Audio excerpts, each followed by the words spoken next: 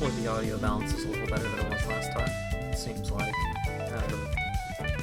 watching the VOD, the music was extremely quiet in comparison to my voice, such that you couldn't really even hear it. So hopefully that's not a problem this time. And hopefully Median XL is not going to be very loud when I tab into it.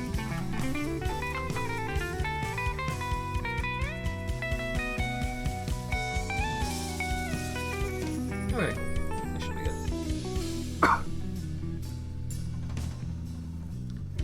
So I need to try and remember what all I had going on for my skills. When we last left off, we were just starting Act 5, and then the servers for the game didn't quite work right, because I've been playing this as a ladder character, because Median XL has a whole BattleNet facsimile and everything.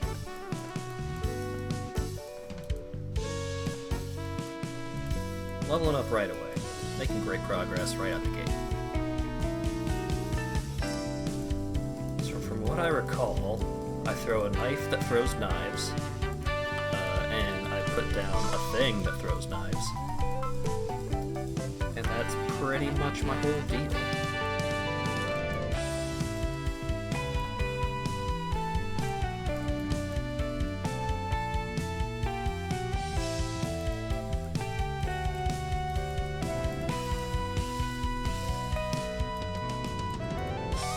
Lagging a little bit. Enemies are a little bit jumpy, but should be okay.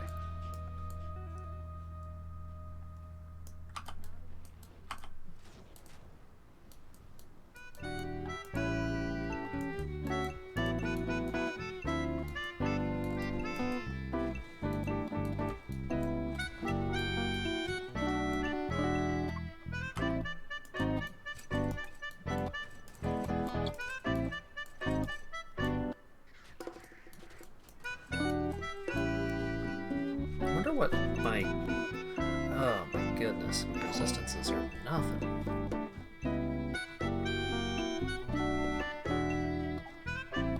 Thank you for the follow, Flow-Pired Wiggler. And hello, Dan. Oh no, I'm a fool. I didn't start the captioner. Oh, I'm a fool. I died while I was setting up the captioner. It's fine. We're not playing a hardcore character. God, no. I do need to pay to bring my boy back, though. Oh god, how much is it going to cost? 12,000 gold. Oh, it's fine. I'm rich, actually.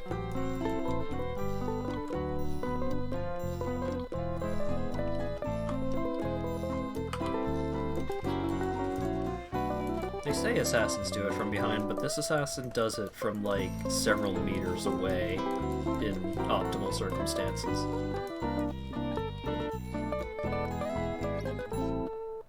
I'm more like a Dio than a rogue.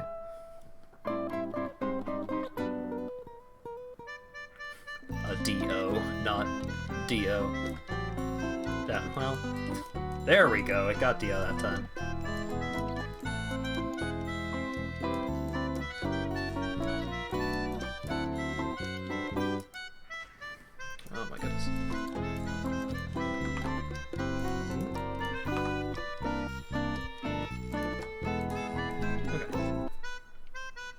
I've got like 80 windows open for this whole situation.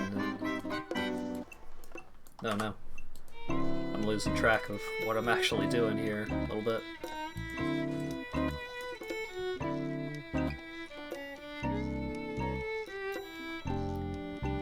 So, Act 5, the first part of Act 5 is a little bit slow-paced. It's mostly just walk along, blow up catapults whenever you see them, and then free some barbarians whenever you see them, except sometimes the barbarians want to kill you. Because we're helping this city of barbarians fight back the demonic hordes of hell. Because Bale is holed up in the World Stone chamber, and the World Stone is a stone that holds the world together. And he wants to blow it all up, because...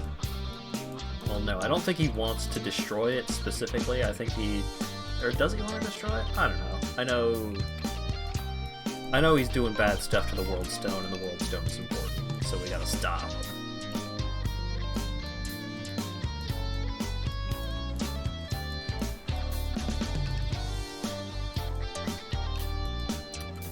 Getting some extra levels here.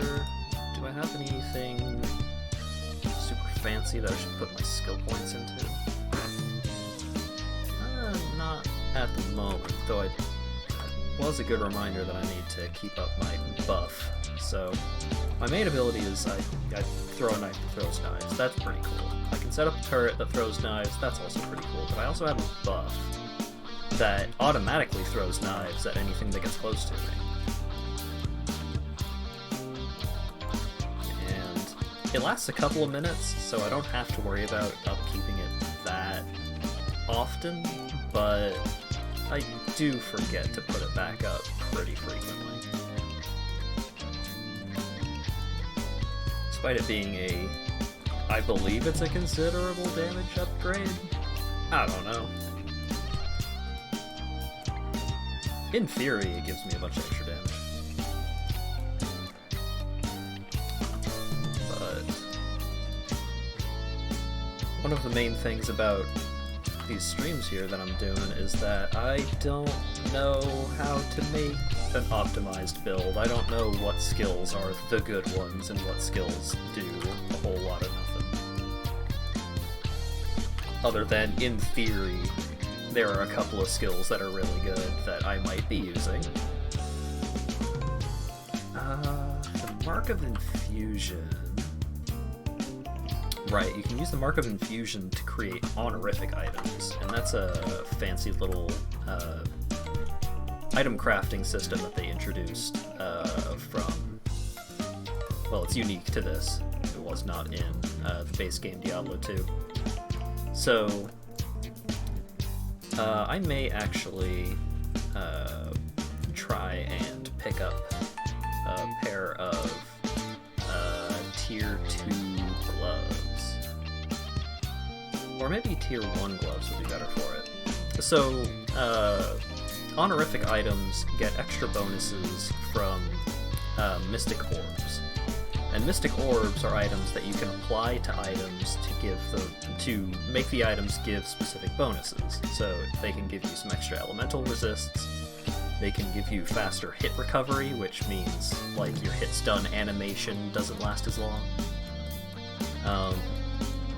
All sorts of cool stuff like that. So honorific items are sort of like rare magic items or something like that, except they don't give any bonuses themselves. What they do is they get extra bonuses from Mystic Orbs. So if you only want bonuses that are available in the form of Mystic Orb upgrades, you can just create an honorific item and create the exact item that you want, as opposed to worrying about like, oh, I'll need to re-roll this item in order to get the right modifiers and all that shenanigans. No, you don't have to worry about any of that. You just make the exact item that you want. Metal. Aw, yeah! Life is beautiful. Beautiful, a beautiful tune.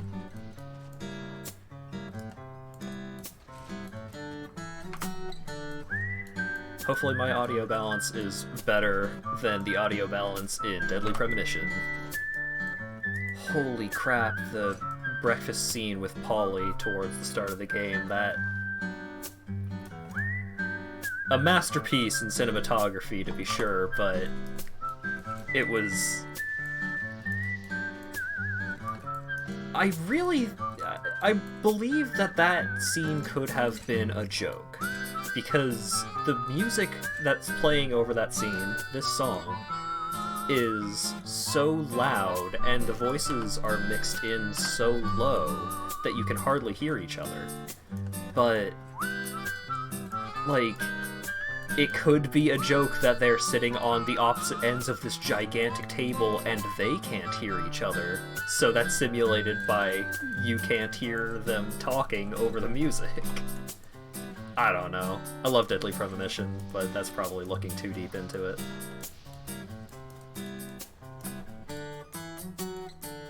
Why does a catapult absorb poison?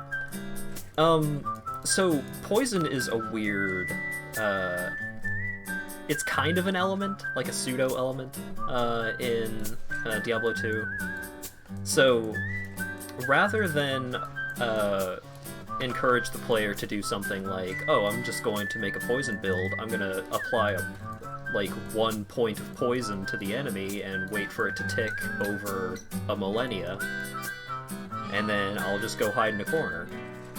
A lot of enemies absorb poison or otherwise just take less damage from poison to prevent you from doing something like that.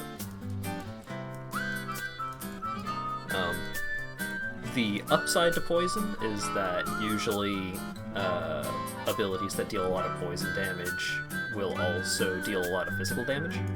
So you can kind of split your damage a little bit in a way that you're not really detracting from your physical damage that much to get this extra elemental damage for enemies that are like really heavily armored or just have a ton of health and stuff like that. You get a little extra bonus.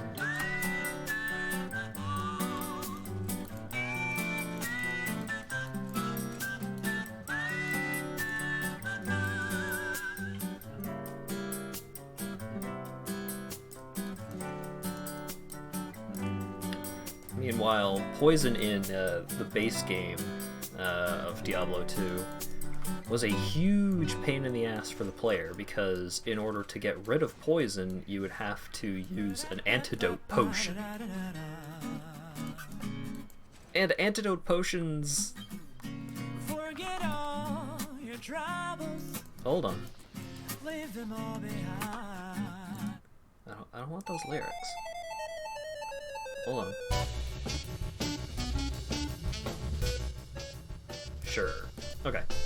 So, you don't want to fill up your inventory with a bunch of antidote potions because, oh, what if I run into an enemy that deals a lot of poison damage? It sucks. What they did in Median XL is any healing potion will cure poison. But they kind of rebalanced it in the other direction where now poison is a little stronger because it's easier to get rid of.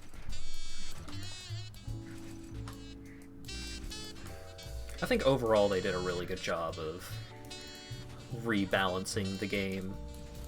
And they had to do it basically from the ground up because they changed so many things about the base game.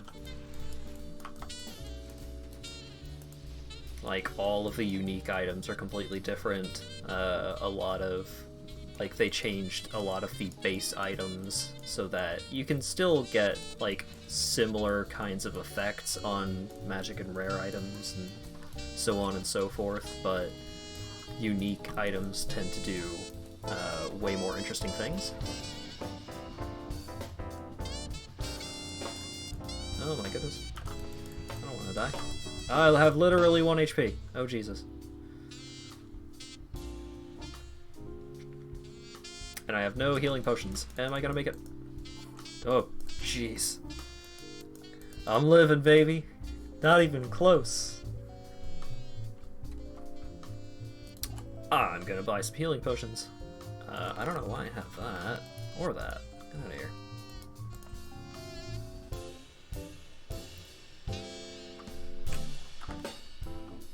Oh yeah, as an example for unique items doing some more interesting things. So, this item, like, buffs your poison abilities a whole lot. But it's a relatively common unique, so if you're trying to build some kind of poison character, it's pretty easy to find this, so it allows you to kind of do your thing a little bit more consistently, a little easier. This one also leans into the poison stuff a little more, but it's not really...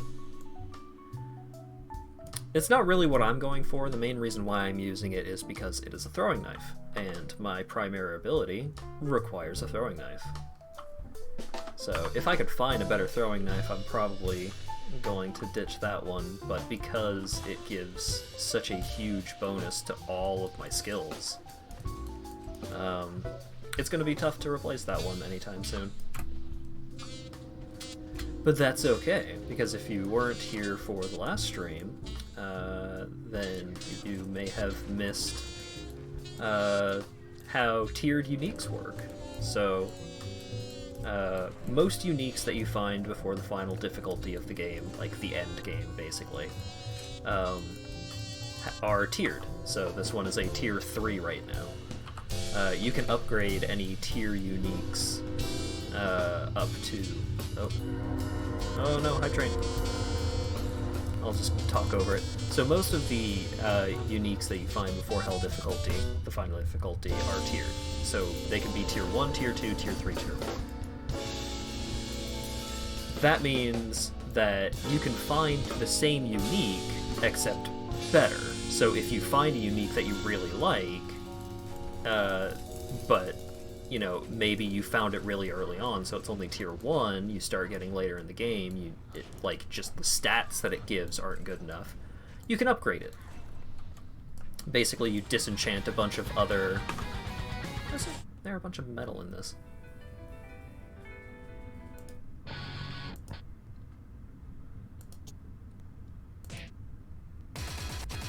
There we go. Just at radio. Sorry. Train of thought. So, you can disenchant other unique items that you find, unique items that you're not going to use, don't care about, and you can turn them into crafting materials to make the uniques that you do care about better. So I've upgraded my throwing knife a couple of times. I found just a random throwing knife, and then I turned it into unique, and then I upgraded it twice. So now it is a tier 3 unique item, so it's pretty good, though the big issue is that if you look at the throw damage and one-handed damage up there, the damage is not incredible on it, so upgrading the damage is definitely going to be something that I'm keeping an eye out for.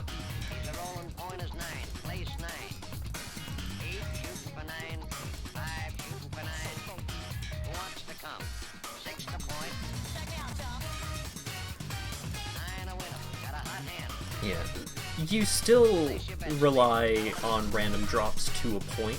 Like, you still want more uniques to drop. I mean, of course, you want the best level of item to drop. Well, theoretical best.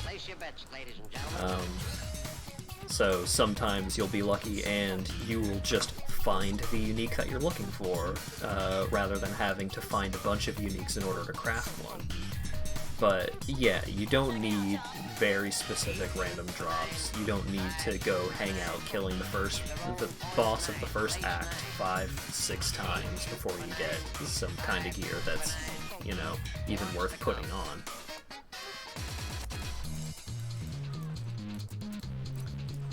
It's a really nice system, and Median XL is really, really good about giving you proactive ways to get the gear that you're looking for. So, sure, in order to upgrade your tier uniques, you need more uniques. How are you going to get more uniques in a consistent way? Well, every act boss drops at least one unique item every time you kill them. So, you may end up farming an enemy for a while, and, you know, farming enemies is never particularly interesting. But you are making consistent progress towards your goals, rather than, you know, maybe you'll get a unique this time, maybe you won't, but you gotta fight this specific enemy because it has a higher chance of dropping uniques. No. You fight the boss, you will get a unique, you will make progress towards your next upgrade.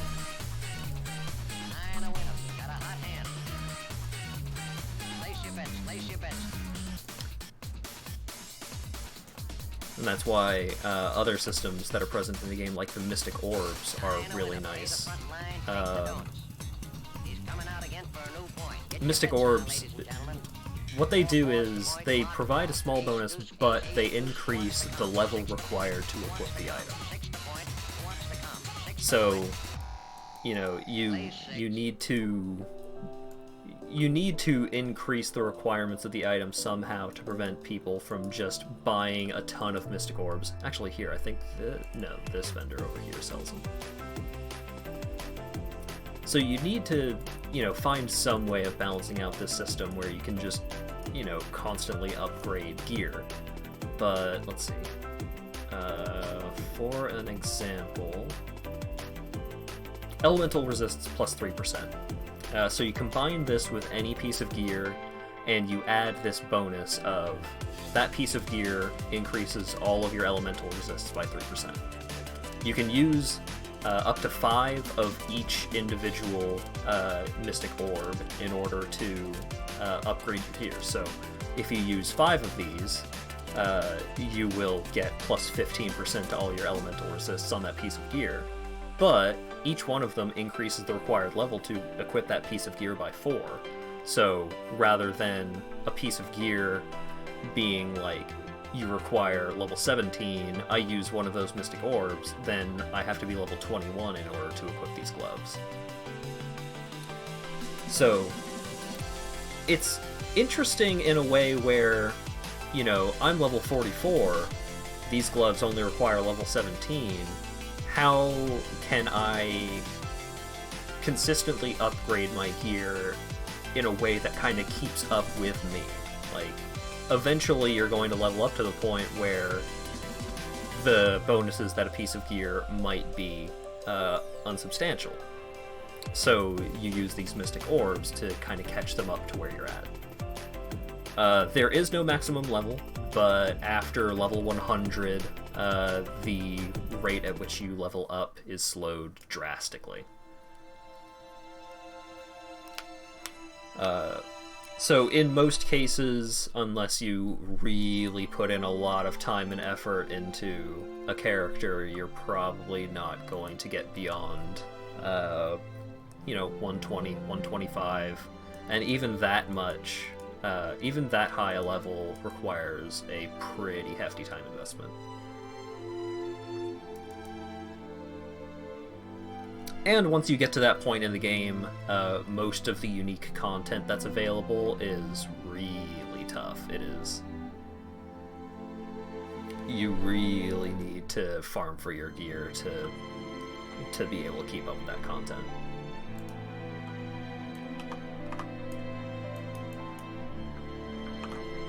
This song's kind of a bummer. What do we got? Ooh, what game is this one from? 8. Cool. I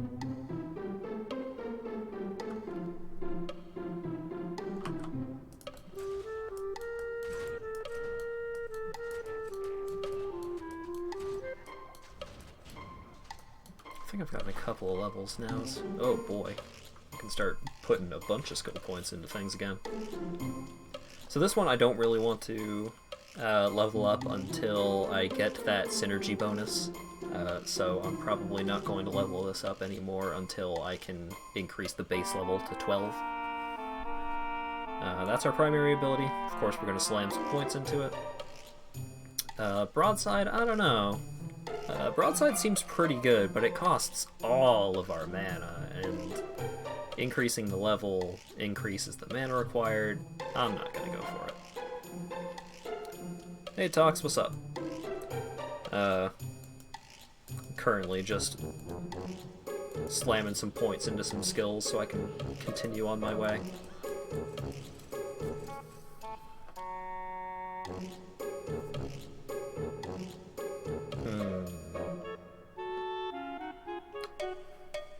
So, on each difficulty level, you get one free stat and skill point respec. You can reassign all of the skill and stat points that you've applied.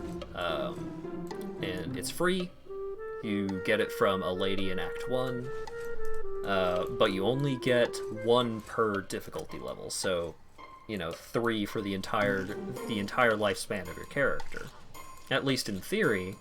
In practice, you can find these rare items called belladonna potions. Belladonna potions, when you use them, gives you a full respec. They're pretty rare until you start getting pretty late in the game, but usually you don't need to respec that often until you get... You know, usually you're not going to respec every couple of chapters. You're going to respec when you need a drastic change in your character.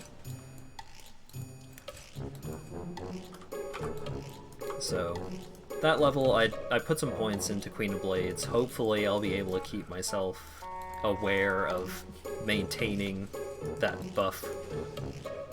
But I didn't really have anything else that I really needed to save up skill points for right now anyways.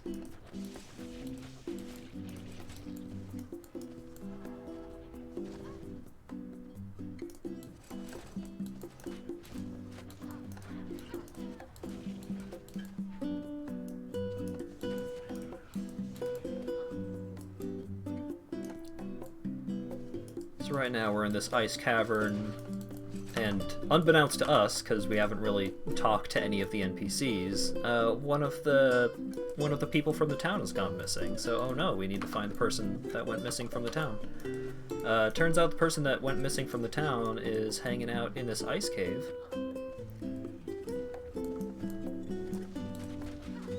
Oh goodness, oh goodness. Oh, my life bar. My life orb. She's just chilling out. Frozen Anya. Hello, Frozen Anya. I'm Knife Hat. Or Knifey Hat, I think this character is named. So. Oh wait, I think I actually need to talk to her. Hey, what's up? Oh no, she's frozen. Let's go back to town. Get the thing to unfreeze her, pop back through here, and whoa, she's unfrozen. Alright. And now we can go talk to her, and she's gonna open up a portal to a really cool place. That place is really cool, not because it's frozen like that last place, but because there's a necromancer in there. Nylathak. So, Nylathak is a really, really cool guy if you like farming for gear, because he is one of the few enemies in the game that guaranteed drops 3 unique items. I think it's pretty much... I don't remember if Diablo himself does, but I know this guy does, and I think Bale does as well. Warpblade does sound really cool, but we can't use anything but throwing knives on this character, basically. We are all in on the knife plan. And you would think Warpblade, you know, that sounds pretty throwing knife-ish, but unfortunately, it is not a throwing knife. It is a sword. It's a cool crystal sword. Actually, I think Warpblades might be Sorceress unique. That is one of the things about Median XL that I'm not super into. They made a lot of new items, like new base item types, and that's cool. But a lot of those base items are class specific, so like all of the cool wolf hats and bear hats and stuff like that, that actually have, you know, character model changing effects. Like, if I could put on a wolf hat on my character would be wearing a wolf hat. Unfortunately, the wolf hats are druid only, so I can't wear the wolf hats. It's like, oh, I found this really cool unique that does most of the things that I want, but it's you know, barbarian only or something like that. It's a hassle. I understand why they did it, just to add a little more diversity to the item pool, but it's still a bit of a bummer. They don't really have wolf shirts. They do have skull hats, though. You can wear a cool skeleton on your head, and that's pretty neat. Full rejuvenation potion. Oh no, I got distracted.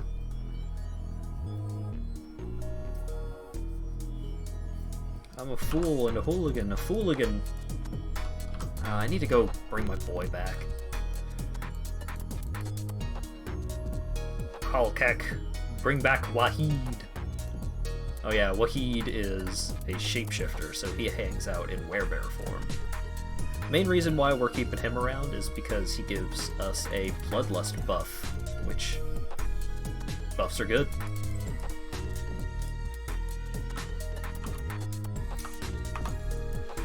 Theoretically, I could deck out my boy in all sorts of really good gear, and he could carry me throughout most of the game, but I can barely even manage my own gear. I don't want to have to worry about someone else's.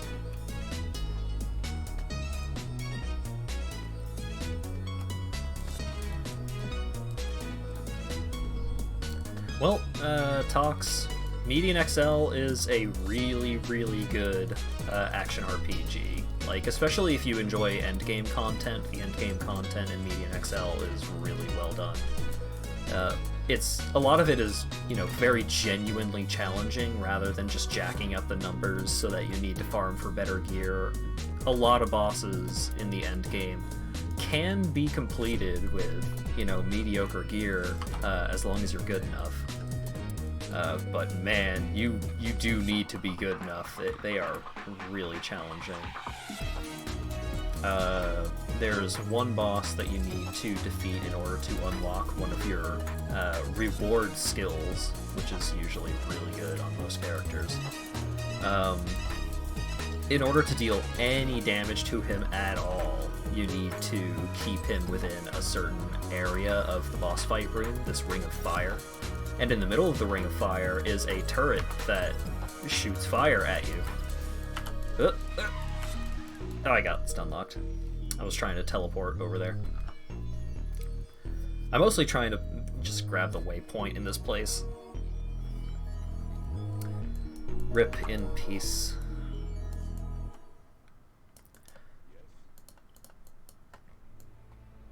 But yeah, so that endgame boss... Oh no, I'm full.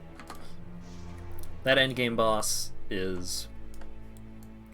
You know, you need to keep him in this certain area, so you can't just kite him around the boss room forever. But in addition to him having really high close range damage, he also summons in hordes and hordes of minions, so you need to be able to deal with them in addition to keeping the boss himself in the fire. Like, it's a challenge. It's a fun boss. I think that one is a little more on the gimmicky side for some of the bosses that you end up fighting. Nox. I am unfamiliar with Nox, actually.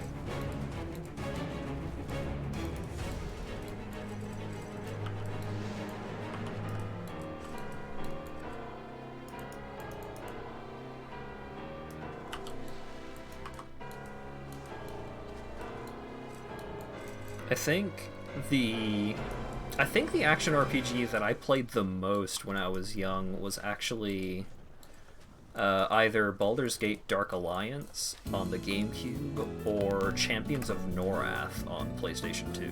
Those games were super good. I mean, probably not actually genuinely super good, but I enjoyed the hell out of those games. They were really fun.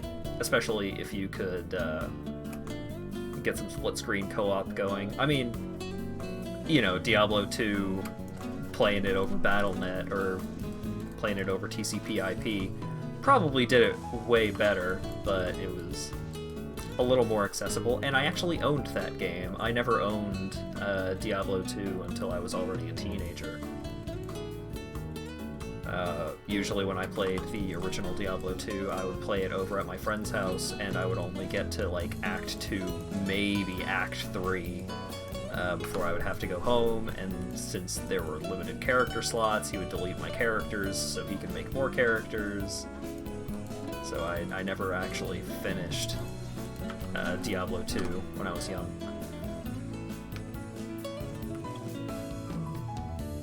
Oh. I didn't hit escape to respawn.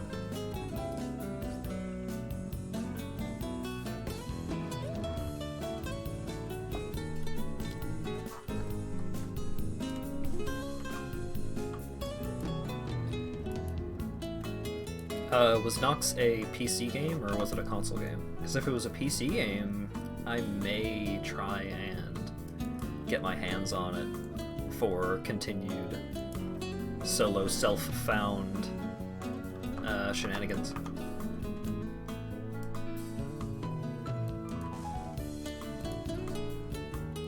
Because after I'm finished with Median XL, what I intend to do is I'm going to play a bunch more action RPGs and, you know, kind of do the same thing where I'm just playing it straight up. I'm not following any guides, I'm not following any builds, I'm not going to do any trading, I'm just going to do it raw, do it by myself.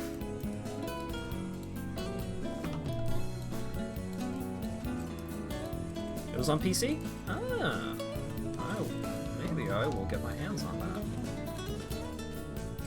The other two notable games that I intend to do, the ones that I already have lined up, like they're already installed and everything, are Diablo 3. I'm playing this instead of base Diablo 2, because I think Median XL is a much better game.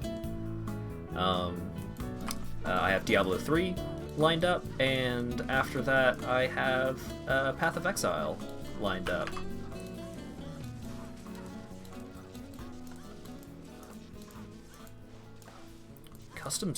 Custom trap spells. That sounds pretty neat.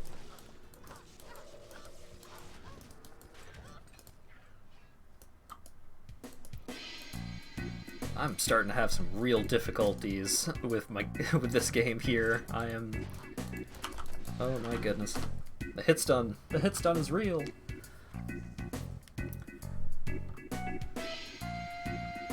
I think I need to try and... what do I need to do?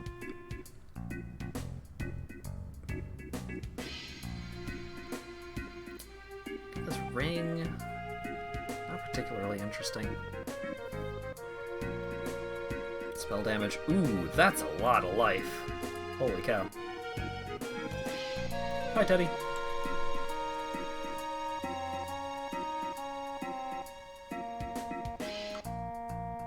Explodey boys that you could load with spells? That sounds really cool.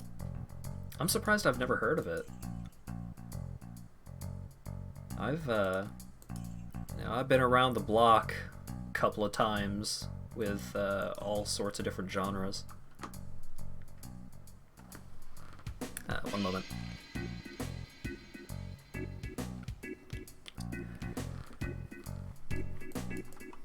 Some other action RPGs that I'm thinking of trying to get going at some point or another are Torchlight. I don't know about Torchlight 2. Maybe just finish normal difficulty on that one, as opposed to like try and go deep.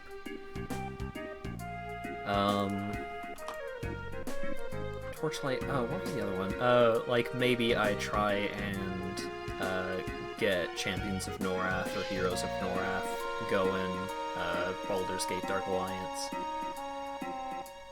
There's a lot of pretty good action RPGs out there.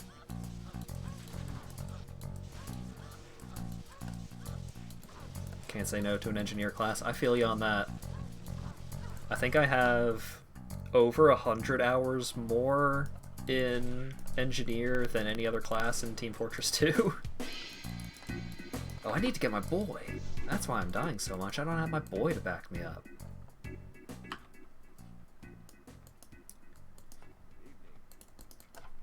What were some other really cool ARPGs? Oh, you were Pyro TF2? Weird.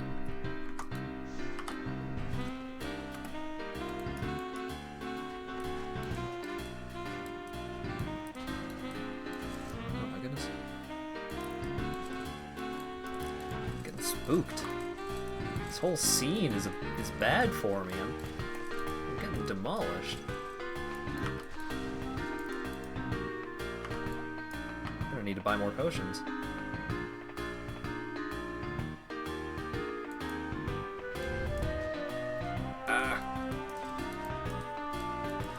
Okay.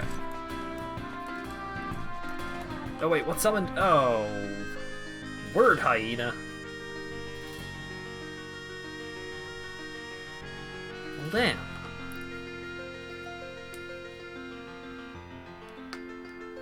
Air Blast is very good.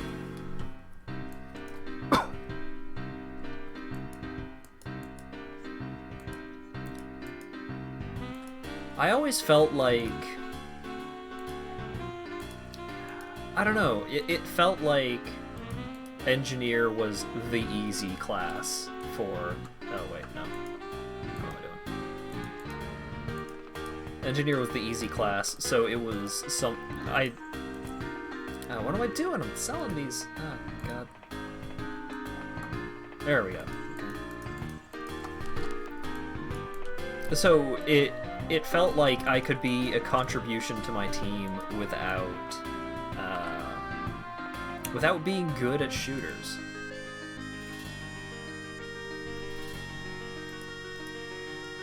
Killing people with Reflect is always satisfying. I mean, yeah, it's like getting a parry in a fighting game or some other kind of action game. Like, when you land a parry, you did it. You feel good. You feel accomplished. Ooh. A spetum.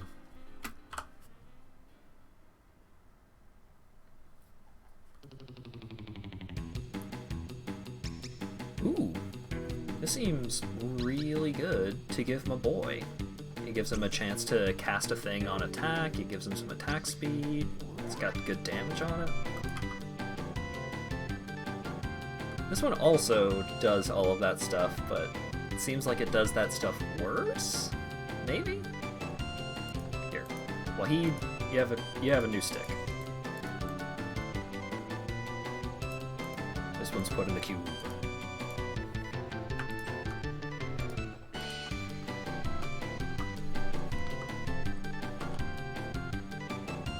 Heavy was also a really good time, especially if you had a pocket medic, or just, you know, a medic at all. I think Heavy was my second most played. Oh my god, I'm getting bullied. I'm getting knocked around. Heavy was probably my second most played class.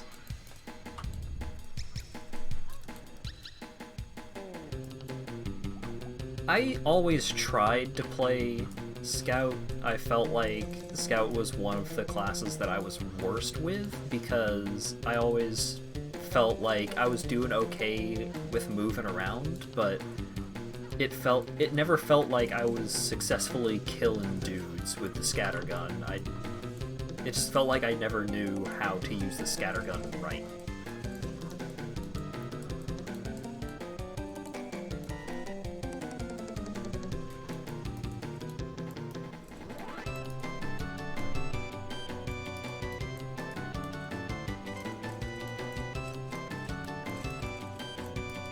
Yeah, map knowledge is definitely pretty huge. Discharge 8, no! And map knowledge is something that I never really got much of outside of a couple of Counter-Strike source maps. Like, I knew Lego like the back of my hand. But I never really spent the time in most games to learn the ins and outs from a tactical perspective. I would always just Yeah, I know where the point is, I know where the spawns are, I know where snipers usually hang out, I know where engineers usually hang out, and that was about it. Like, I didn't know, well, you take this route in this kind of circumstance, or if you loop around this way and that way, then you can do all sorts of cool, tricky stuff. Well, I mean, it's a throwing knife, but it's a lower tier version of the throwing knife that we already have, so that's a little disappointing. But required level 36, so the tier 4 version is probably too high level for me to equip right now, so I'm not going to upgrade my knife. But I do have enough crystals, or enough shards to make a crystal, so I could upgrade something. Akara's robe is a weird thing because it is a specific item. Most tiered uniques, there's only one tier unique for each base item. So Akara's robe is quilted armor. Akara's robe is not the tier unique for the quilted armor. So if I were to try and upgrade Akara's robe, it would become not Akara's robe. It would become the tier unique for quilted armor. I think this is the only example of that weird discrepancy that's present in the game.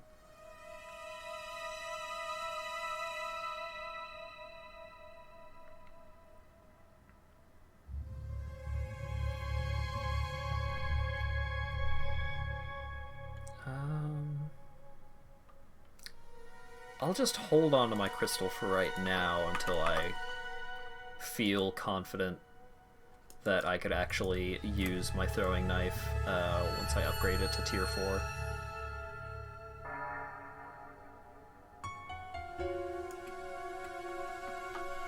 Oh, this is Sim City. I was wondering why it sounded familiar. Okay. I killed Nihilithak. I got 3 uniques.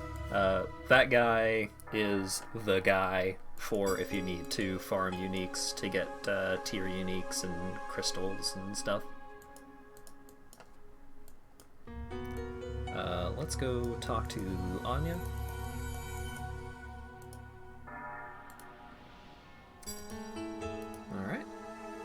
Alright. So all that's left at this point really is to just kind of beat the game. Oh.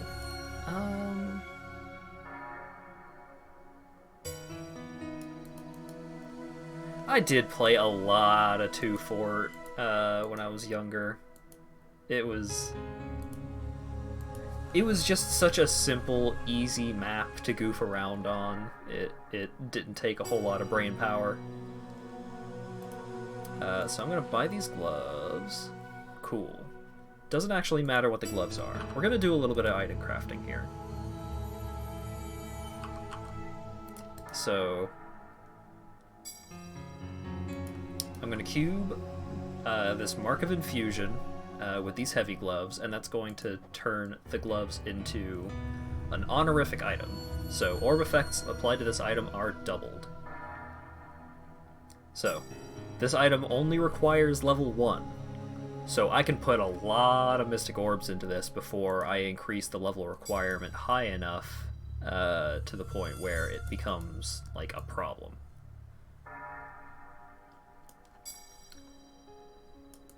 Although, I don't think I really don't have that much money, actually. I need to stop reviving my boy. I need to stop dying and reviving my mercenary. Okay, but for right now, we can afford a bunch of these orbs. So, elemental resists plus 3%. So that's basically all my money, but... So, this item doesn't really have any effects on it, and then I combine it with the orb. Now it gives plus 6% to elemental resists, because it gets double the effect that's listed on the orb. So we're going to do this a couple of times. And now we have some gloves that give us plus 30% to all elemental resists. Which is really good for us right now because our elemental resists are garbage. 22% fire resist. That's not good. And then on top of that, we can get some gems.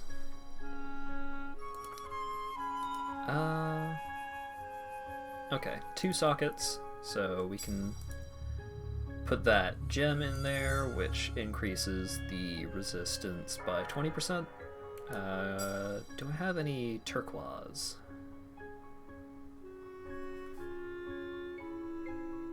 I should sort these at some point. Probably do that off stream though, because it's boring to watch.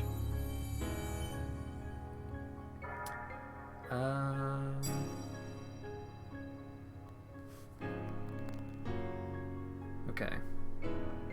Lightning resist. Okay. Amber, do I have any more amber? Topaz, amber. I don't have enough for the lightning. Oh wait, is lightning resist the one that I actually have? Lightning resistance is the one that I have. I need a little bit more poison resist. I don't think I have any gems that give poison resist right now. Poison skill duration, poison spell damage, light radius. Huh. Awkward.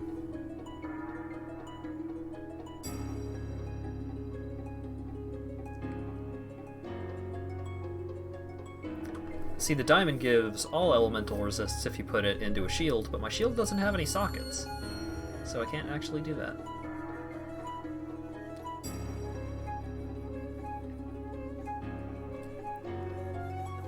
That jewel doesn't really do anything. Do any of these jewels do anything? Oh my goodness. Dexterity, magic find, dexterity, fire resist, lightning resist. I'll shove you in there.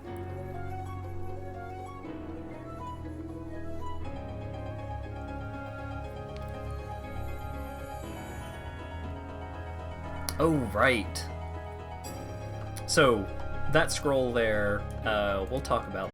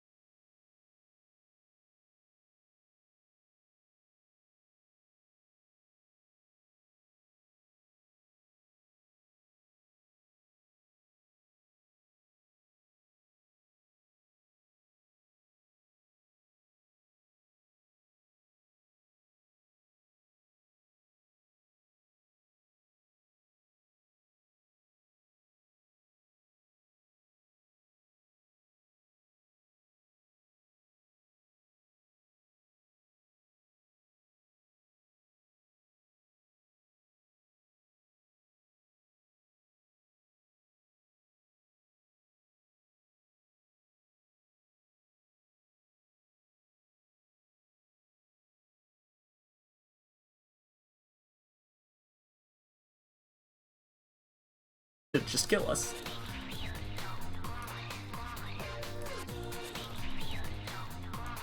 Whoa! What'd I do? Did my controller reconnect itself? All my windows went wiggy. Hang on. I need a second. I'm not using a controller right now, Steam. Thank you. Okay. Is everything back in place? Okay, cool.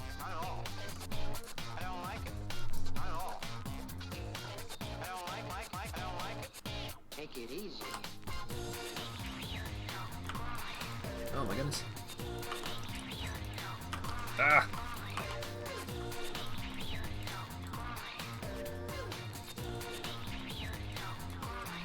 He feels much stronger now.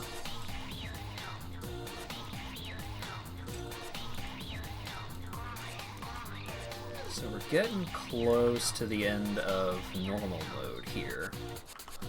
Just feels good. Just feels good. Just feel. I'm not really looking forward to the fight with the ancients, the trio of dudes at the top of the mountain.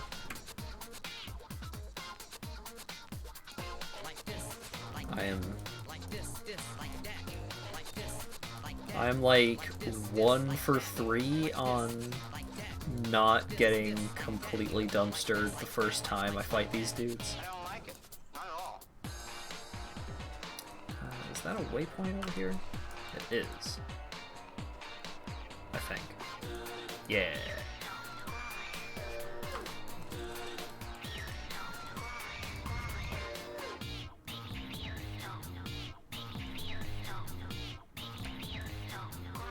Okay, that's an elite zone.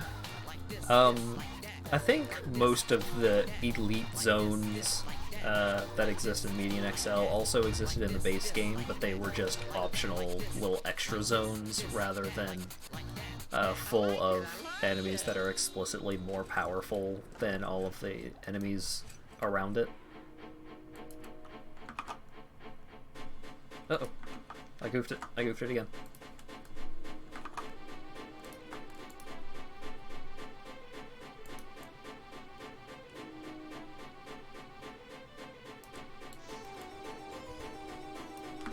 Okay, this song's getting on my nerves. Yeah, rooftop run. Oh yeah, speaking of running, so I think I talked about this during my last stream of this, but in Diablo 2, if you are running, like sprinting, which in base game Diablo 2 is basically the only way to get around at any reasonable rate, like this movement speed is pretty much what your run speed was in Diablo 2. It was wild. While you're running, your defense stat is 0, meaning all of the defense that you get from any source is set to 0. Like, your defense stat is set to 0. Thus, everything in the game has an extremely high chance of hitting you. The game does not tell you this.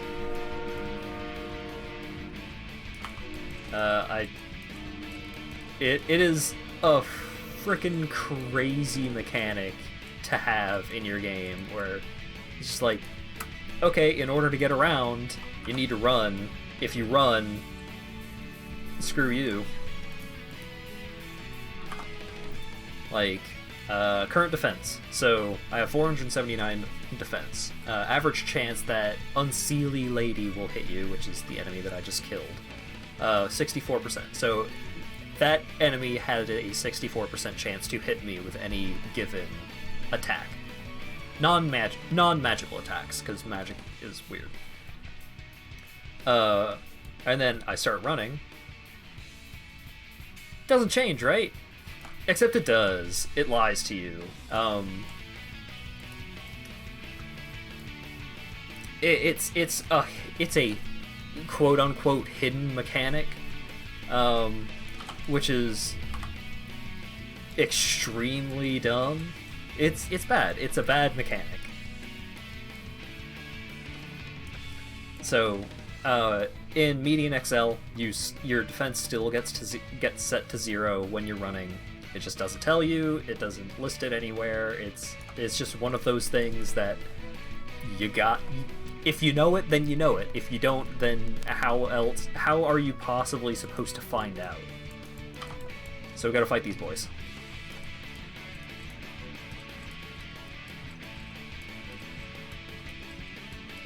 As long as my mercenary can keep tanking them, this should be an okay fight. But if they decide to start attacking me, I'm in for a bad time.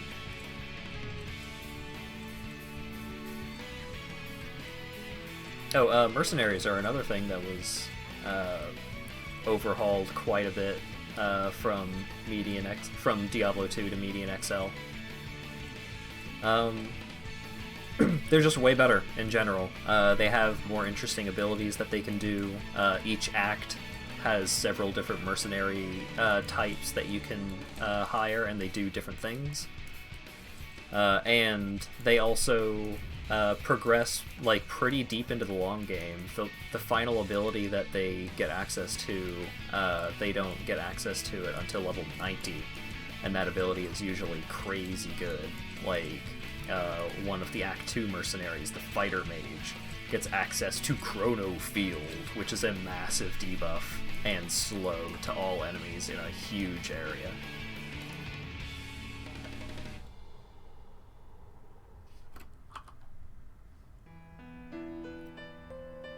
Claw Scratch. Not a throwing knife, don't care, but...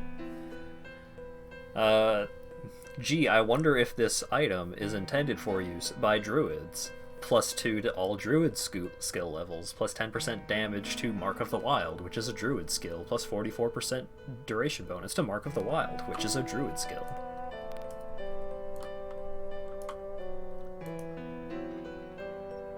Alright, Worldstone Keep. This is where Bale is hanging out. I'm going to drop a portal here in case I die before I get to the waypoint.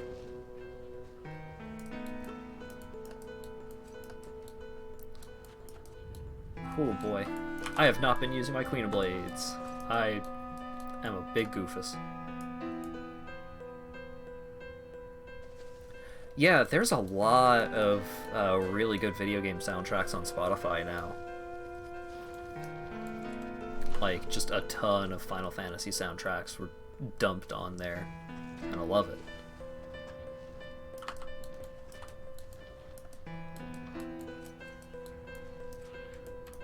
Part of the issue that I have with, like, the majority of Final Fantasy soundtracks, though, is that a lot of the songs like this aren't as entertaining to listen to out of context. Like, this song works extremely well in Final Fantasy IX. And then listening to it now is kind of just like this melancholic piano tune.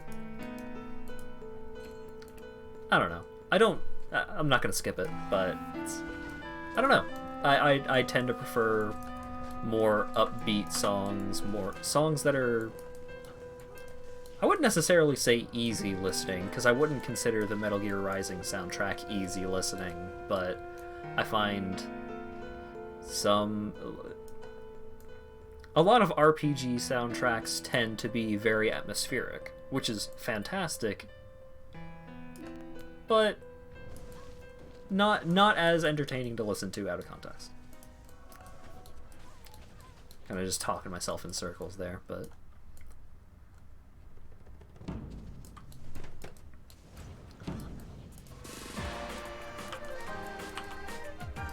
Dragon Road.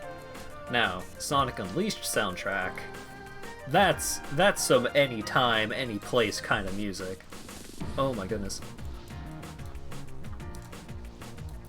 Sonic Unleashed might have one of my favorite Sonic the Hedgehog soundtracks out of any game in the series. It's just so good.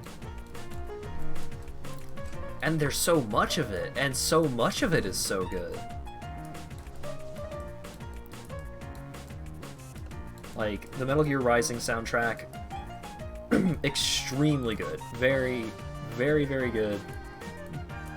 bangers the whole way through, but there's not a ton of songs on that soundtrack.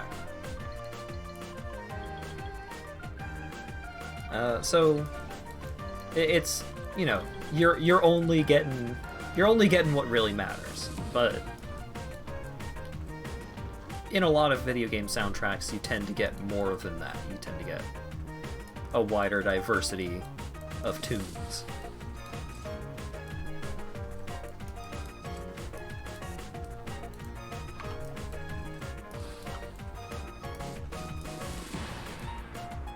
Okay. Oh, I'm getting bullied. Oh no.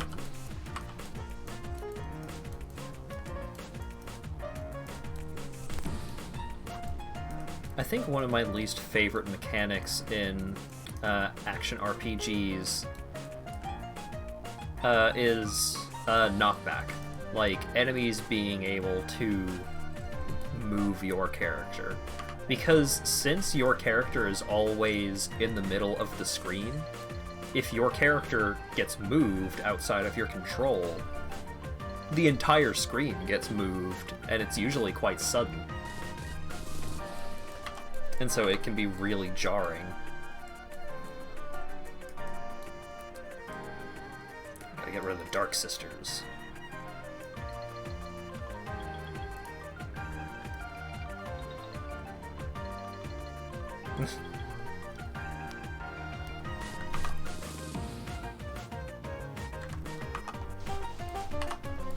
I had to mute myself to cough and almost died because of it.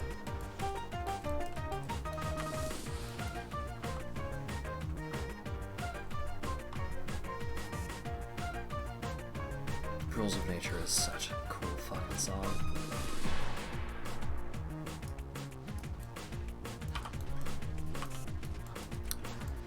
Yeah, being stunned, being frozen, being slowed, stuff like that. Being crowd controlled by AI, I tend not to have a huge issue with.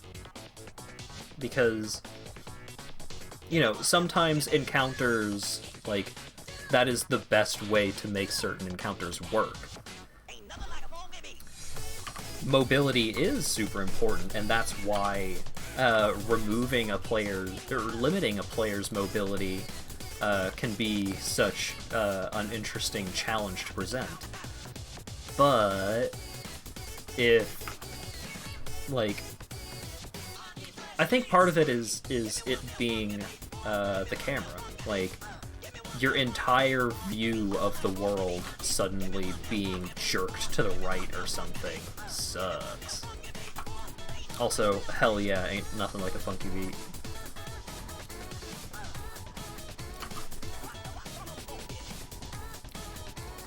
One of the most powerful... Like, this song sold that game for a lot of people. I would say, myself included, I would have bought that game because of this song, but I have not, because I can't afford that many games these days. Thank you for the follow, Sucks Foo.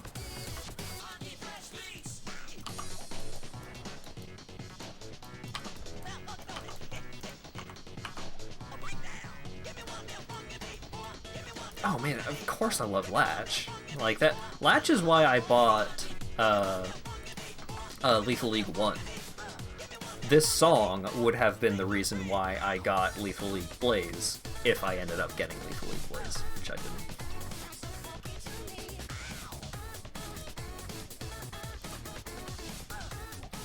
Okay, so a mysterious portal opened up after we killed that thing in the middle of the Bale survival segment.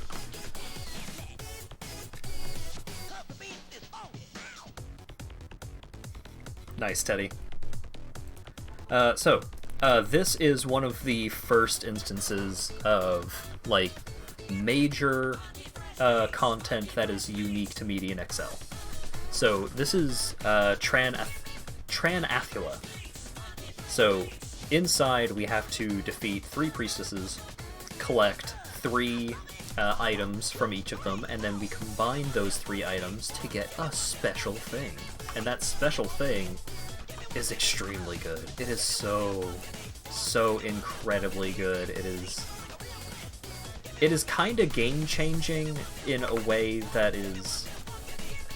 It's weird when you look at this game. It's one of the biggest things about the Median XL endgame that kind of sets it apart from just a regular action RPG. So this is the first instance of a challenge or a dungeon. So in this challenge, you go inside this like extra challenging area. Like, in case you didn't notice, these Amazons can really chunk your life bar. You're put into a challenging area, and the reward is a charm. In Diablo 2, Lords of Destruction, the charms did nothing. Some of the charms were alright, like they would give you a little buff to movement speed, they would give you a little buff to,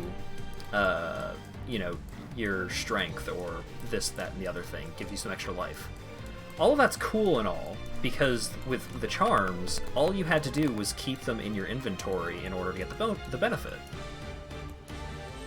In Median XL, those charms still technically exist, but not in the same way. But what they replaced that kind of charm system with were charms that had a lot more impact. Charms that, you still only have to keep this item in your inventory and you get a substantial benefit from it. I'm gonna die here. It's, you keep this item in your inventory, you get a huge benefit.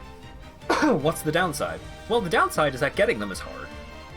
So it's a reward for doing these challenging things, without it just being like a flat, here you go, you have this permanent benefit.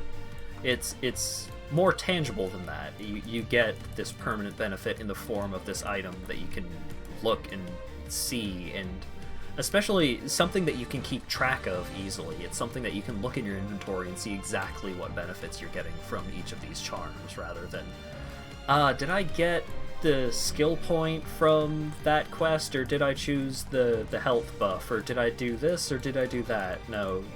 You got the charm, and you can go look at the charm and see these are the exact benefits that you are getting from this charm. Am I gonna die again? Hope not.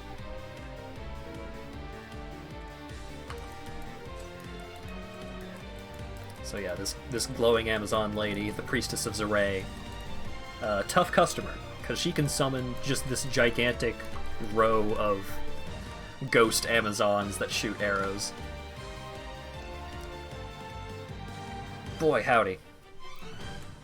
I think I might have to bring my boy back. It's gonna cost all my frickin' money, but I think I need to bring my boy back.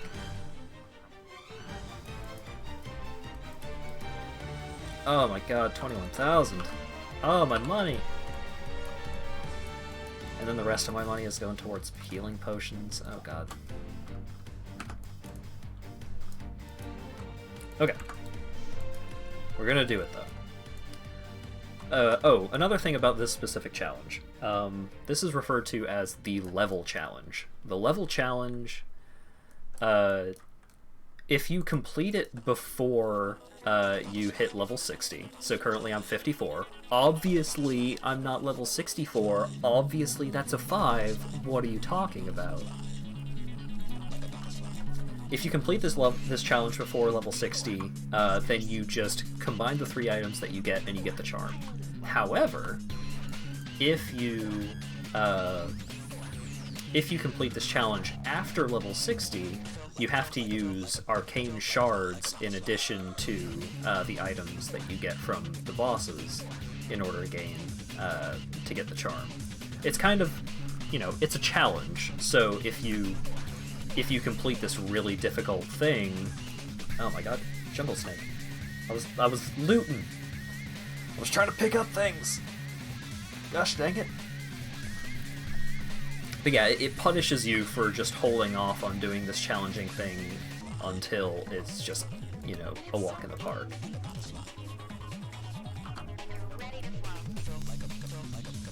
Actually, I feel like I've probably leveled up a couple of times. I have. I've leveled up a lot. Oh my god, I've leveled up so many times. I got 12 skill points. Oh, what have I done? Okay, so now my main ability, the Maelstrom, no longer has a cooldown. That's pretty spicy. I can't level this up to 12 yet, so we're gonna hold off on putting points into that. Put some more points into these passive skills, because they're passive skills. Perfect Being is just such an incredible ability. It's just a chance to avoid damage. Chance to avoid damage from any source of damage, I believe. Monster. So, yeah, obviously going to be pumping as many points into that as I possibly can. I'm not going to continue pumping more points into Queen of Blades because I keep forgetting to use it. Feels like I've just been wasting my points. I mean, I'm gonna do it right now because I remembered to, but...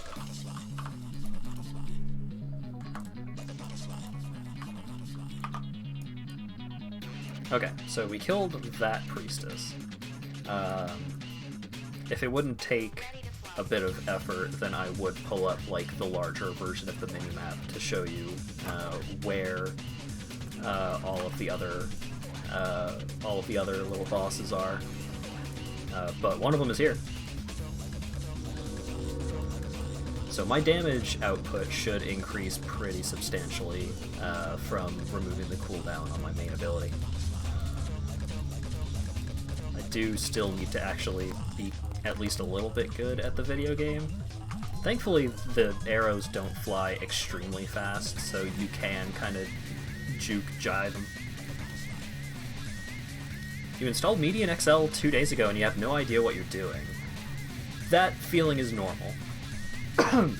So what kind of character are you trying to put together? Like, what are you interested in doing as a character? Because there's a lot of different things that you can do with characters in Median XL. Especially if you're already familiar with Diablo 2, like, it can feel pretty overwhelming as to the differences and all that shenanigans.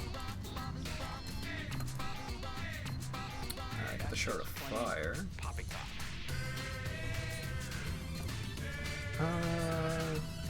I have the Robe of Kara. Does Hat do anything cool? This gives me some dexterity. You want a starter to learn the main differences with.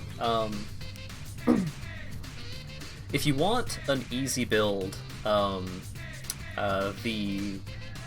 build that I first got to kind of the end game with,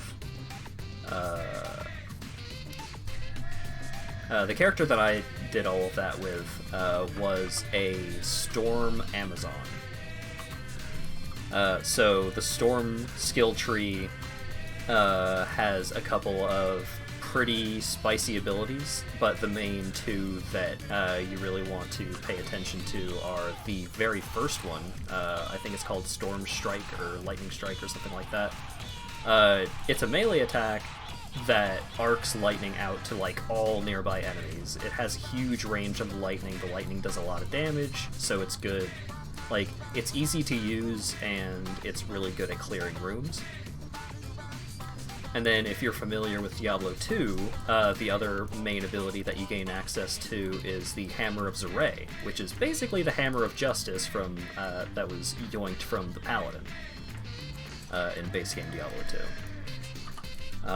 So those two abilities, super good, super powerful, and really easy. There's not a ton of buffs that you have to worry about maintaining, there's not a bunch of summons that you have to worry about maintaining, and the kinds of stats that you're looking for are pretty straightforward. You want more damage on your weapon, you want more lightning damage, and you want some extra skill levels. On top of that, you know, it's pretty standard action RPG fare. You want life, you want elemental resists, all that shenanigans. So you don't have to You don't have to put a ton of time and effort into learning a bunch of in-depth mechanics to get a character like that to kind of just work. Maintaining buffs is... Whoops. Maintaining buffs kind of sucks, especially if you, like... If you don't... train of thought.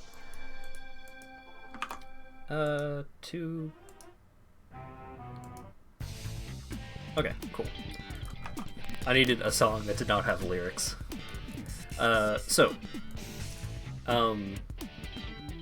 My main right now is an unholy caster paladin. So that character, that class, that build is super duper cool, super fun. I fire like these huge lightning laser beams. I can summon a horde of minions. I can summon these ghost turrets. Good time. I can turn into a demon. The ability's even called Super Beast. Like, that's just so freaking cool.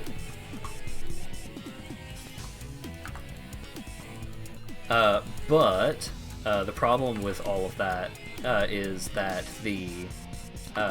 there's a lot of skill switching. Like, I think on that character I have abilities, and important abilities, assigned to Q, W, E, R, T, A, S, D, F, and then I have Town Portal on Alt. So there's a lot that you have to worry about. It doesn't get as bad, at least with Unholy, once you start getting to the late game and your buffs start lasting a while. But until that point, you know, getting used to the game, you want a much simpler build than that. So Trap Assassin is pretty good. Storm Amazon is really nice. Should you go online or play offline? That's up to you. So it mostly depends on whether or not you intend on playing with other people at any point. If you do, just go ahead, play online. You don't actually have to play with other people all the time. You can just make your own little private game. Don't have to worry about, you know, folks showing up and ganking you or anything like that. Any online-only stuff, I'm not familiar enough with the game to say that for sure, but I believe there are League-specific items that show up. But if there is anything like that, then any League-specific items will not show up until, like, pretty deep in the late game. So if you don't want to have to worry about...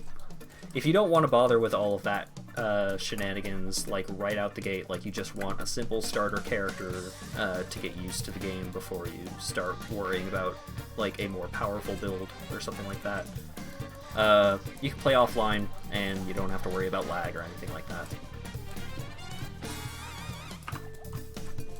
Overall, the servers are pretty good. Like, it's not often that I end up with any issues regarding lag, but every now and then, like my last stream of this was cut short because I just couldn't connect to the servers anymore.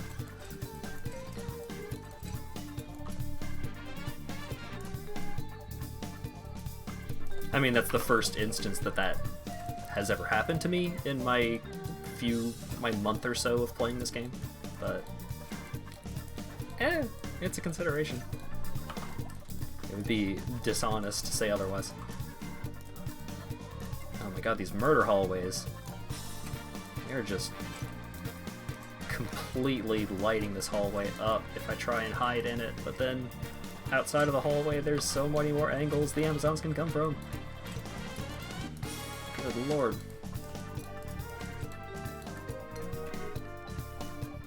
Okay, I got a second to kind of chill. I need to stretch my hands. Ah, snake!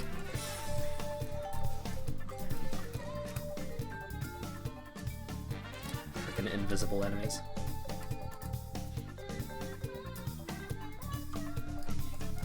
An exciting slog through infinity minions. It's genuinely challenging. I think this is one of the more fun challenge zones in terms of, like, trash mob clearing, because you have to be a lot more active with your gameplay.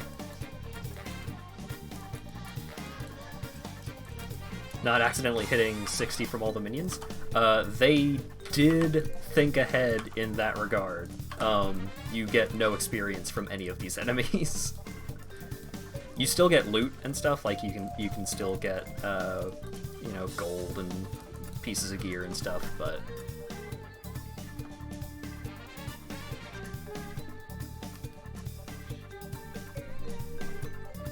definitely setting up better keybinds than default. Yeah.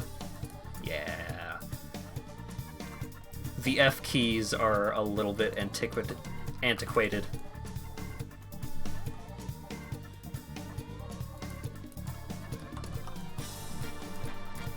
Not like base game where you only need 2 buttons.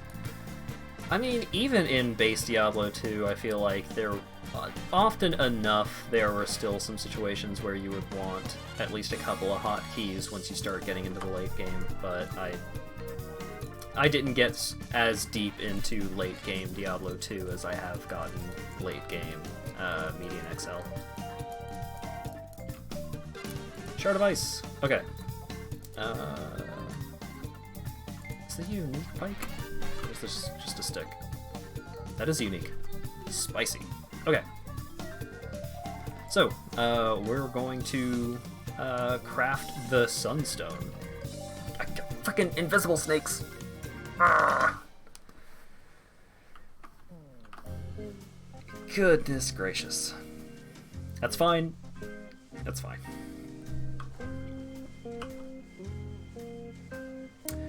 Yeah. I don't recall how often invisible enemies were a thing in Diablo 2, but they definitely show up too often in Median XL. Pain in the ass. Okay, so we got the Shard of Ice, we got the Shard of Fire, we got the Shard of Thunder. So, the Sunstone of the Twin Seas. This thing is crazy. This thing is obscene. It's great. It gives you everything you could ever possibly want. So, plus 2 to all skills, plus 10% combat speeds. That includes casting speed and attack speed. Penalties to all enemy resistances, so you can get through enemy elemental resistances better, so you deal more damage effectively. Plus 10% to all attributes. Plus 20% to all elemental resists. Plus 5% to experience gain. Like, this thing does it all. It's great. This thing's good. And then, one of the quest rewards that I got from Act 5 is the Scroll of Resistance. And the Scroll of Resistance, if you combine it with the Sunstone of the Twin Seas, you get an extra 10% to all elemental resistances. This kind of shit is why the charm system in Median XL is so much more engaging than the charm system in Diablo 2. Because the charms are so much more substantial. They feel like a reward. They feel like something that, you know, it's a challenge to earn them, and then when you get them, you love it. It's a huge upgrade.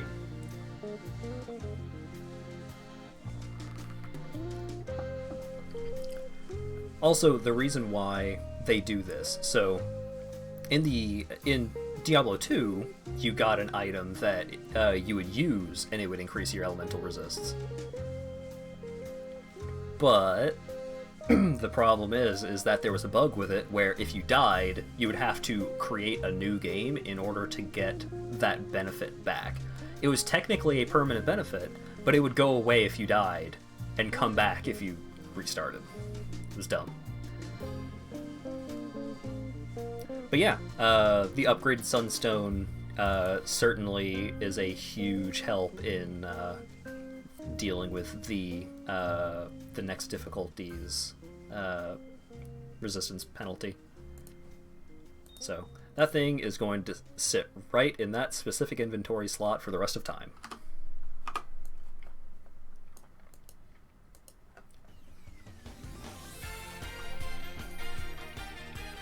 Okay. Back to the World Stone Keep. Let's go Bully Vale. How much gold do I have? Oh, I have enough gold. I should go bring my boy back. Well, actually, should I get my boy back?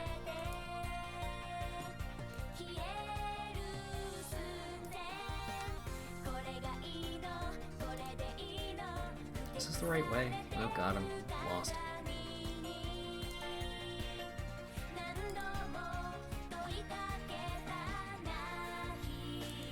Okay, this is the right way. Get out of here, anime.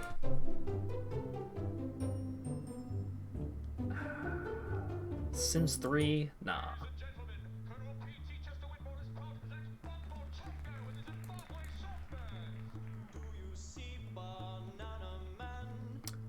I'm curious where the drop is going to be on this song, but sure, let's take a listen.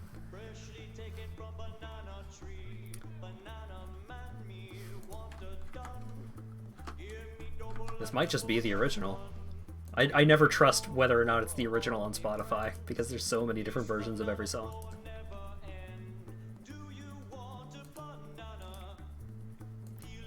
Down and go. I think this is just the original Banana Man song.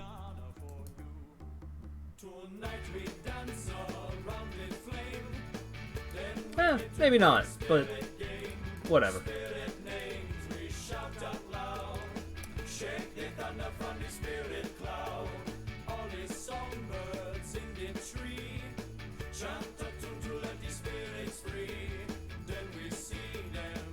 Whoa, completely zoned out there for a second. Okay, cool.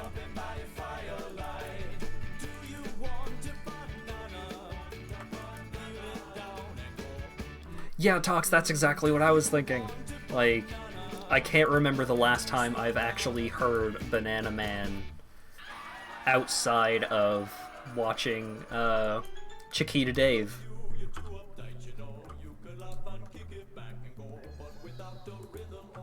Oh, let's get Wahid these gloves, because they give +2 all skills.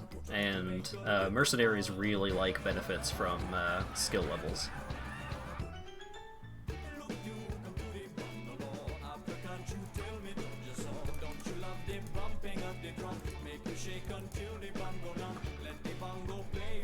Bethesda games are very, very fun to break. Okay. Alright. New quest has started, 20 minute to level lock. So, if you take longer than 20 minutes to kill Bale, you have to create a new game because it locks you out of the boss room.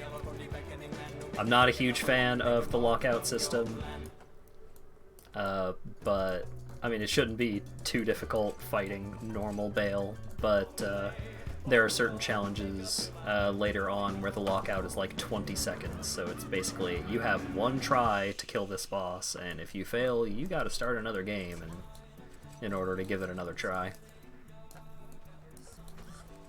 Ouch.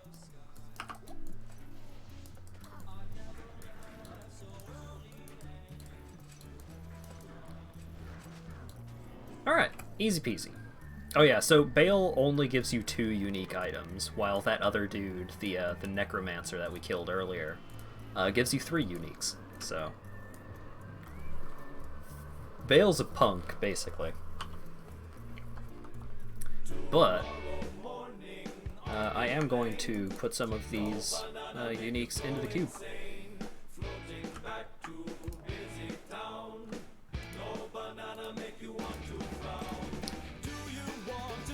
I'm so spooked about trying to upgrade. I'm gonna do it. I'm gonna upgrade the knife. Required dexterity 260. That's fine. Stat requirements we can deal with.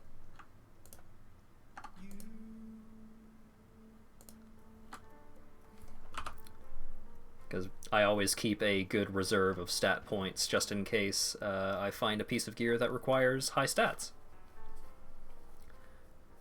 Nylathak, yes, that is the Necromancer that we killed earlier, and he did drop 3 uniques.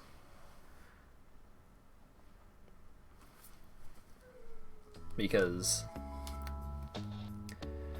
I think Nylathak is the only non-act boss that has set unique drops in Median XL. +4 to assassin skill levels, super nice. The rest of it is kind of just whatever. Like, casting Scorpion Blade on kill is pretty spicy, but the damage on this throwing knife is not massive. That's okay, because we're still dealing a veritable boatload of damage with our Maelstrom, so that's okay.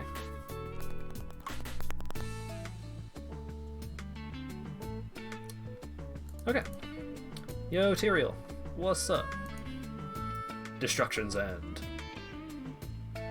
We take a portal, and we get a cutscene, which we're not going to watch because I want to play more of the video game, and then we get this really dumb screen.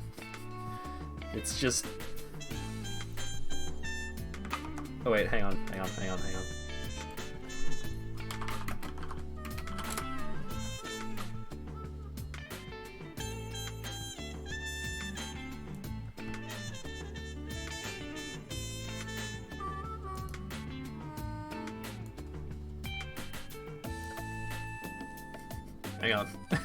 This'll totally be worth it.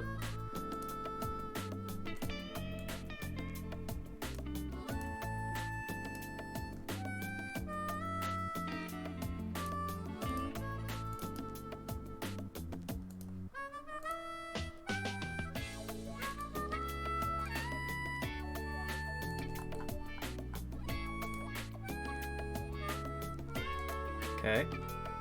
Okay.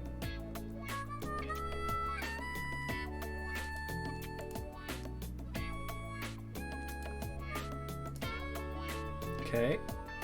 Alright. Oh god, where'd the file go?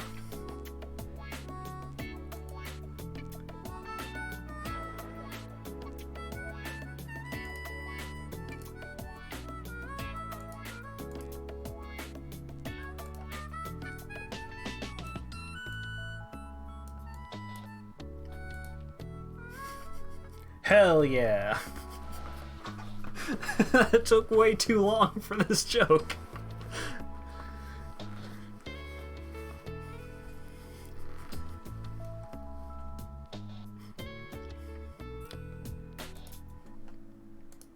Okay. Just gonna leave that up for a second while I create a new game. Oh wait, no. I created a new game on normal.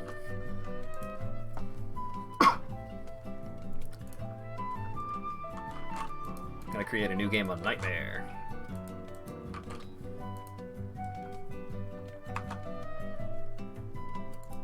Okay.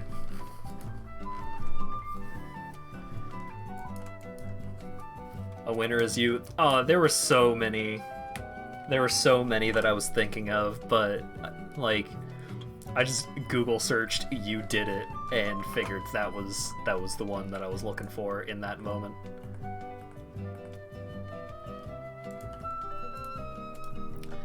Okay, so now we're on Nightmare mode, and in case you're not familiar with the higher difficulty modes in Diablo and a lot of similar action RPGs, you get some penalties to your stuff when you move up to a higher difficulty. So I had more than enough resistances for all of the different elemental types before, and now I ain't got nothing. I got like 26 poison resist. That is insufficient.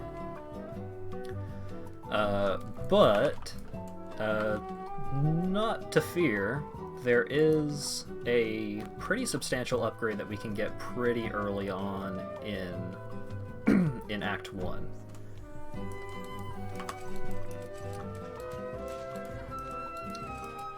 So currently we're wearing a Tier 1 Akara's robe. What if we were to find a higher tiered Akara's robe? Well, maybe we'll get one of those. Maybe we'll get a higher tier Akara's robe for completing the same quest on Nightmare mode that we got it from on normal mode. What a concept that'd be.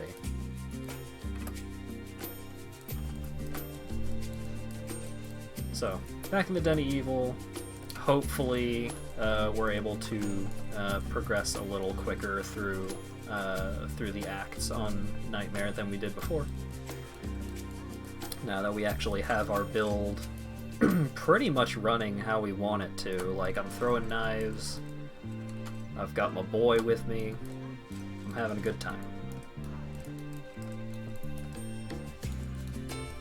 Although I do need, I think, if I recall correctly, there is a pretty good helmet for the purpose of mana regeneration that I could craft.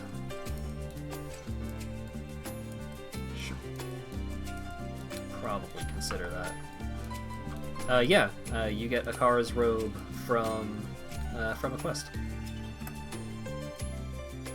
I also was very confused as to where that random unique came from when I first played this. Because I was like, oh, this seems neat, but I don't know where I got it from. I don't remember picking it up, but I guess I'll wear it for a bit. And then I ended up wearing it for a hot minute, because it is very good. Gives you all stats, it gives you all resistances, it's got some decent defense on it, it's great. And you get one in Hell mode as well. You get a Sacred Tier Akara's robe.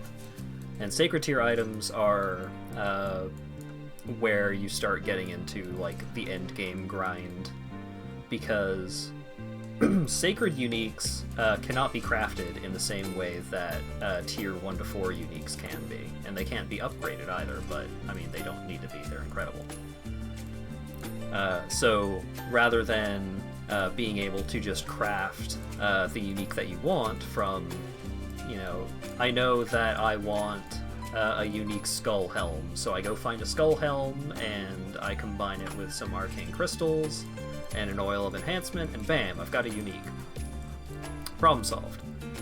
But sacred uniques can only be dropped. You can't upgrade an item to Sacred Tier, it has to drop as a Sacred Tier item.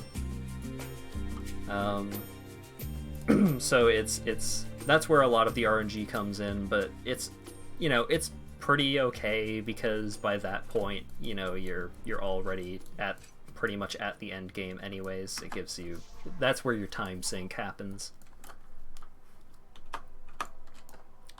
Because otherwise it feels like, you know, just being able to craft exactly what you need at any point in the game, that removes a little bit of the longevity of it.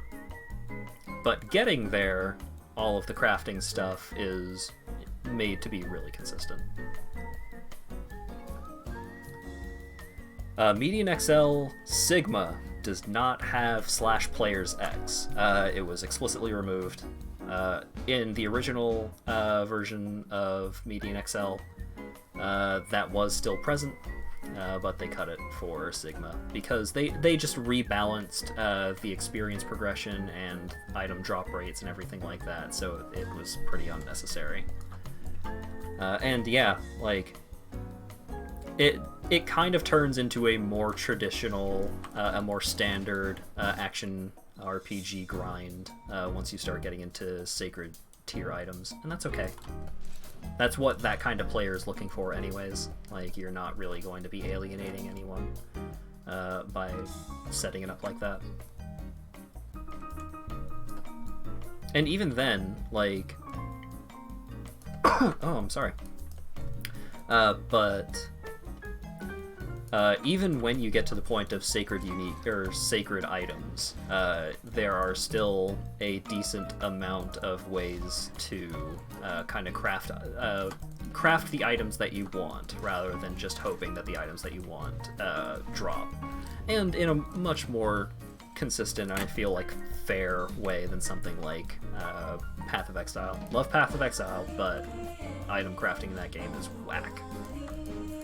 So at some point, once you start getting to higher difficulties, you start seeing more of these items called shrines drop, and you can combine shrines with rare items in order to create these crafted uniques, or crafted rares. I'm sorry about that. So crafted rares with shrines will always have specific effects on them. So Like, an ornate shrine will always have increased lightning spell damage and decreased enemy lightning resistance. So no matter what other modifiers end up on that rare, it will definitely have those two modifiers. The amount of each of those effects is random, but it's consistent in a way that feels fair. And then, in addition to that, you can bless items where you use these shrines to kind of, like, whether or not you use that shrine to craft that rare, you can use that shrine to give that rare those benefits. And those benefits can stack with the benefits that you get from crafting with that shrine. So you can kind of double up on the benefits of a shrine by crafting with that shrine and then blessing with that shrine. So there's all sorts of really neat things that you can do to get the kinds of items that you want, other than just hoping that a good unique drops or hoping that a good set piece drops. All that jazz. Speaking of jazz, hell yes. God, I love the Sims 1 soundtrack so much.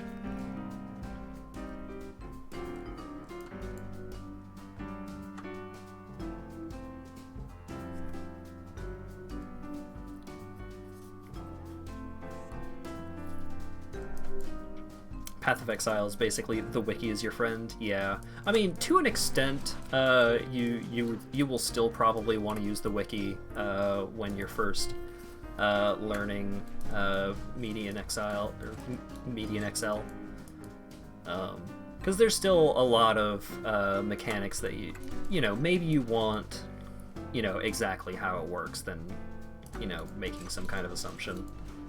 But it feels a lot more. It feels like the game wants you to learn these things rather than expecting you to figure it out for yourself, which a lot of Path of Exile feels like. Oh Jesus, that's a lot of quills.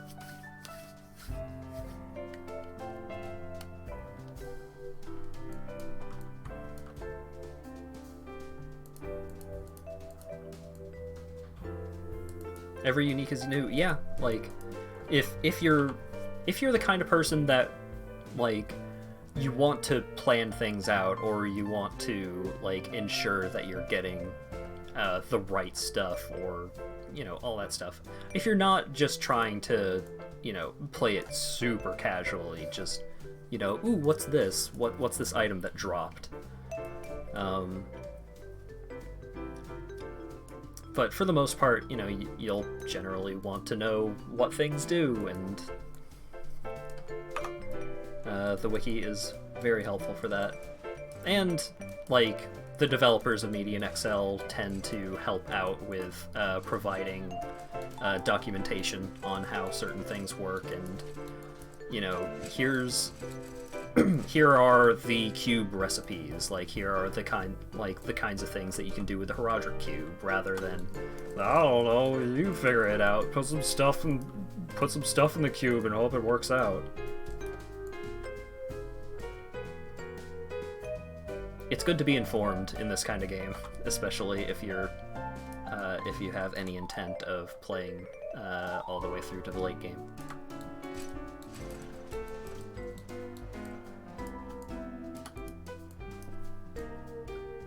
Underground passage. The Lutefisk cube. I mean, the Lutefisk cube is a reference to the Herodric cube. Oh, Dungeons of Dreadmore. Man. I never beat that game. I'm not good at roguelikes. But man, I played that game a lot. Tried cubing 3 gems, and then saw on the wiki that it was 2. Yeah.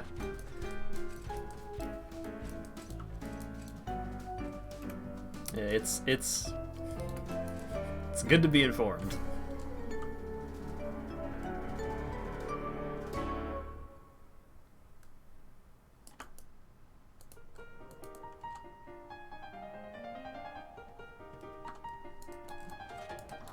great plane game.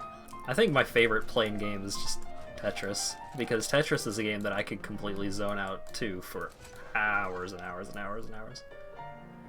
Most of my plane trips over the last few years have mostly been me listening to podcasts, though. Just turn on some McElroy content and just chill until I arrive. What's the thing that notifies me of drops? That is DS2 Stats, I believe. You can find it on the Median XL page. There should be a tab for tools.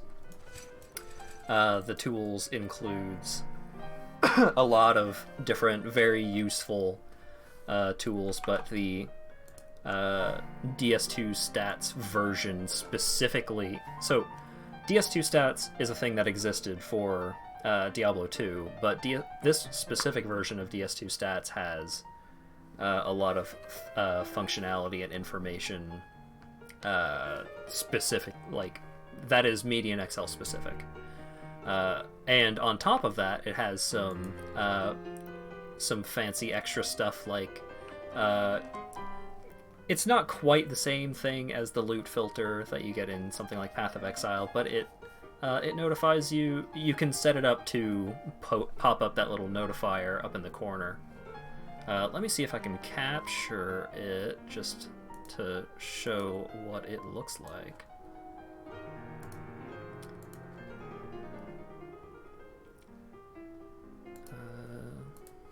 One moment.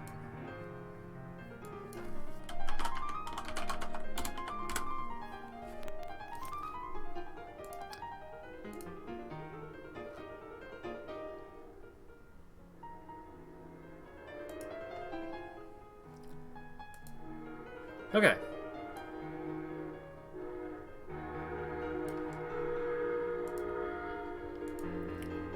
So, just taking a quick aside to take a peek at this. So this little handy-dandy little program shows you basically all of the stats that the game does not, and it shows you all of your stats. Like, it's called DS2 Stats for a reason. So there's a lot of things that is not shown on the character stats screen. A lot of information that is not aggregated in the same way that it is in a lot of modern ARPGs. So this tool is super handy because I think these are my stats on my caster, but I can click read and it'll pull in my stats for my current character.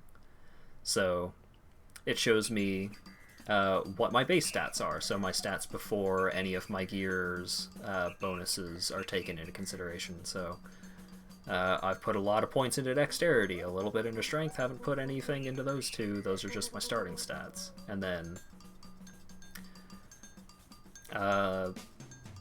chance to avoid attacks, chance to evade attacks while moving, chance to evade attacks while chance to avoid projectiles while standing still. Here's all of the bonus damage that I'm dealing with each element, and here's how much elemental resist I'm penetrating with those elements, and here's my flat amount of resistances. And here's some more stats, and all sorts of stats. And then over here is the notifier, which is the little drop, the drop notifications that was showing up in the corner. So you can set this thing up to filter items how you want them. So you don't actually have to pay attention. You don't have to, hold the button to show where all of the items are on the ground. You can just, I'm looking for Belladonna potions. So if a Belladonna potion shows up, it'll give me a notification. It's a very good program, very helpful, especially once you start getting into the nitty-gritty of some of the stats and all that shenanigans. And once you start becoming a little more picky about what you're looting, what you're looking for. I forgot what I was doing. Probably killing stuff.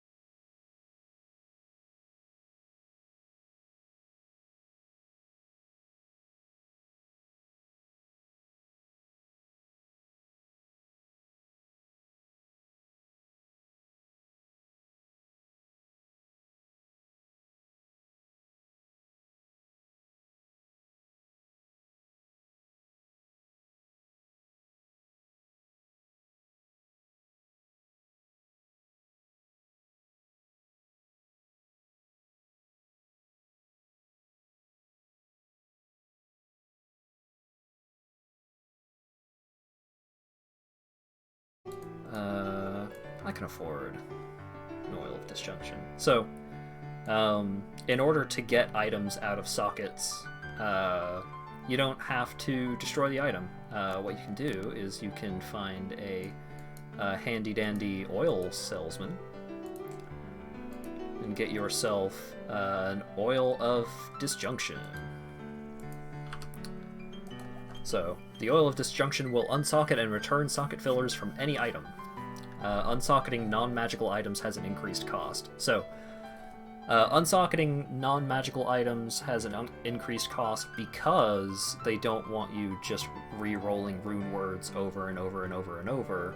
And so, since you can only create a rune word in a normal quality item, they prevent that by...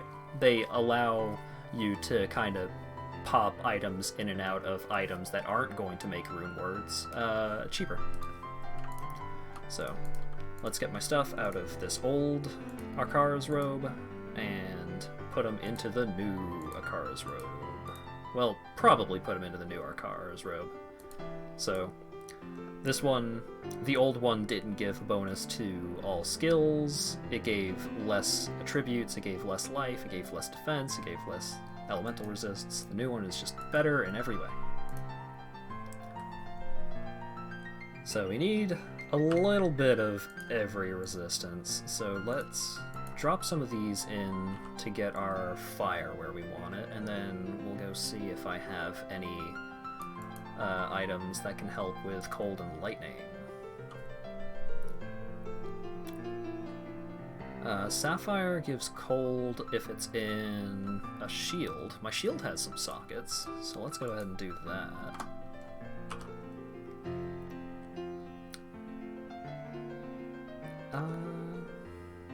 Curse length, curse length.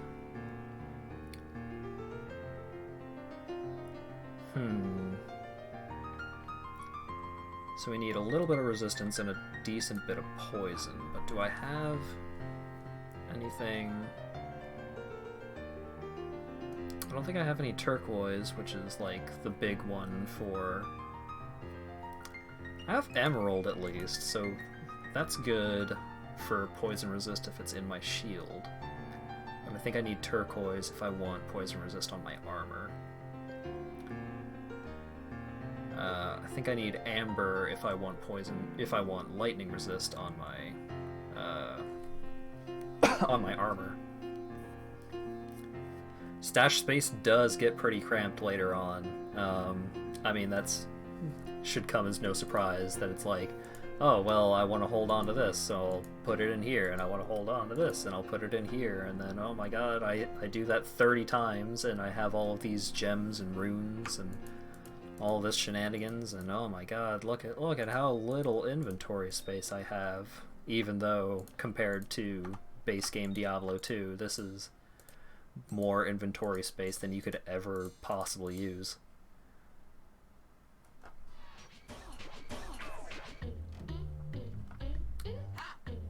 Actually, real quick, I'm just gonna check these runes to see if there's anything that gives me lightning resist. Hey!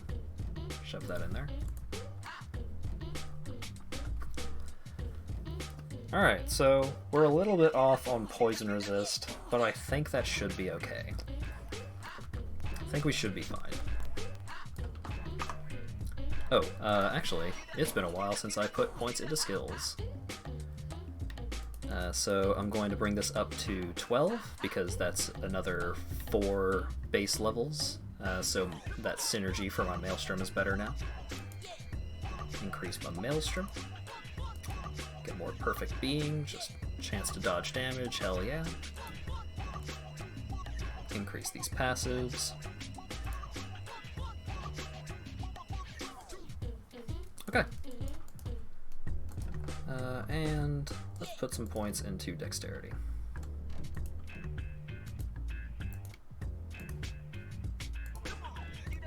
Okay.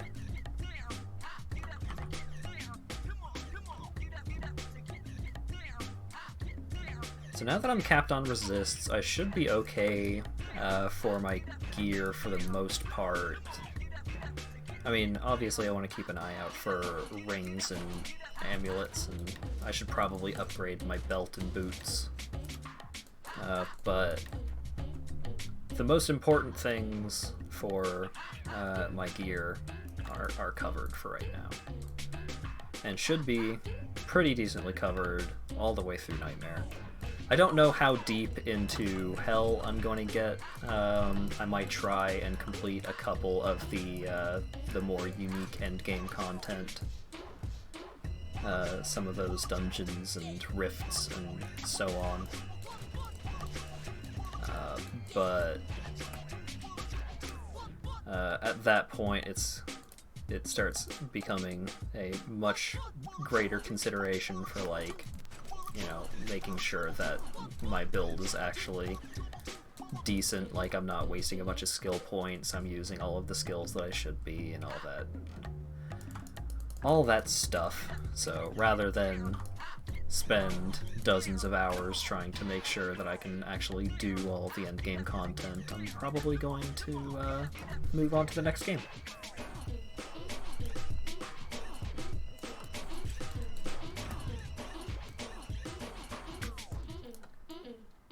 But that's probably still going to be... I feel like I probably have another full stream or two of Median XL left even after I finish this one, so... No rush. I enjoy Median XL quite a bit, so I'm not really looking to move on sooner than later. Perfect Onyx.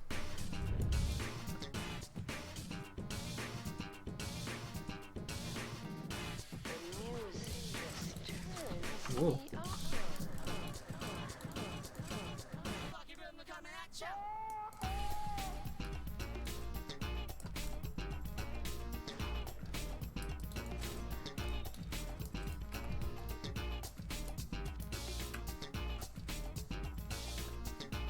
I think I might try and reorganize my stash off stream, because, oh my god, what an obscenely boring thing to watch someone do. But I feel like that's gonna need doing at some point. Yay, Wahid. Wahid doesn't even have a hat on. Good lord. I'm sorry, Wahid. I've been neglecting your needs.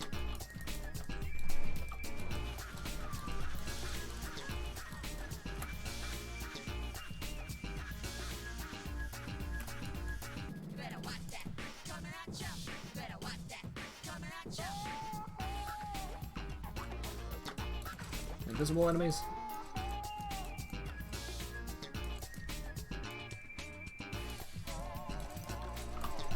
Let's see if I can stand up to the Countess.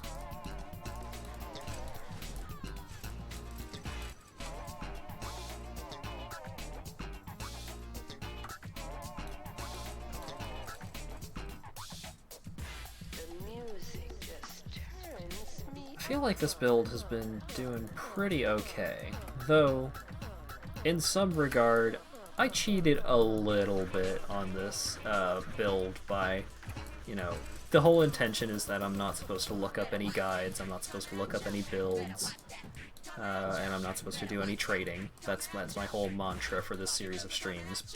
But I did know that I knew enough that the Maelstrom ability on the assassin was good. I knew that I've never played this build before. I've barely played assassin before, but I knew that specific ability was good. And I knew that I wanted to play an assassin because they gain access to a teleport effect really early on. Like, having this blink, even though it's a pretty long cooldown, it is a complete game changer, especially once you get to Act 3.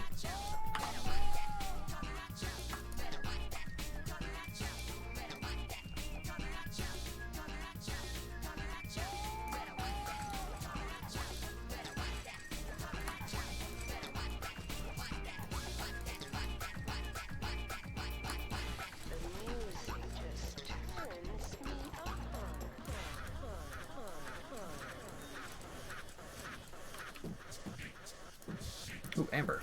Need that.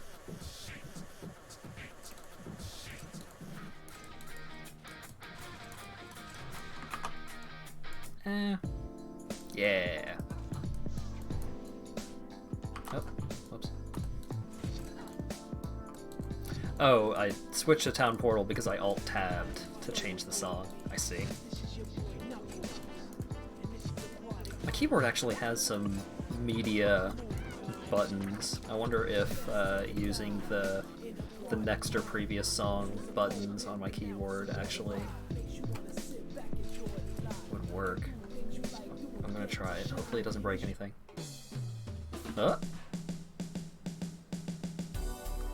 Hey! They work! Wow. The future is incredible. And this song is also very, very good. Very 80s. Very chill. Dig it.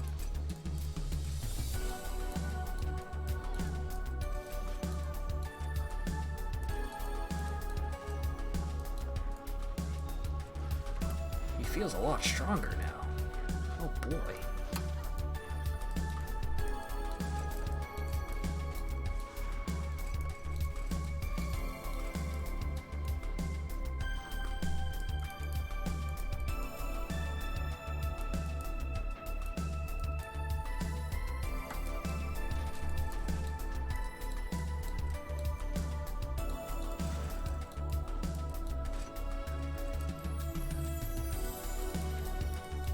Whoa. Whoa, that's a lot. Whoa, that's a lot. We good? We're good. Huh.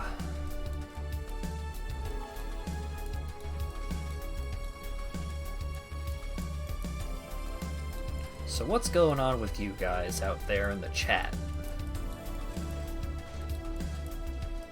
I'm doing alright, Dan. I'm dying a little less frequently than I was before, which is nice.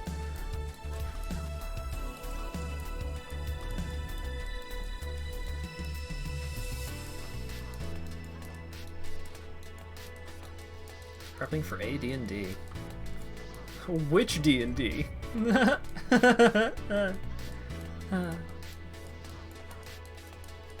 Sorry.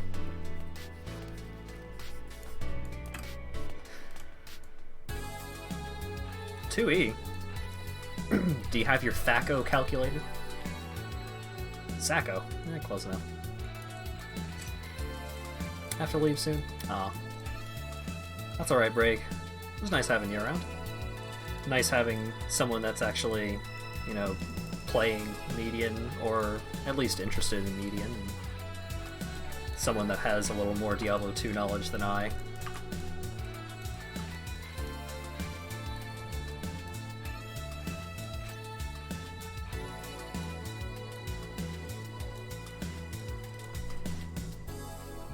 The potential fallout of radiation exposure. I get it!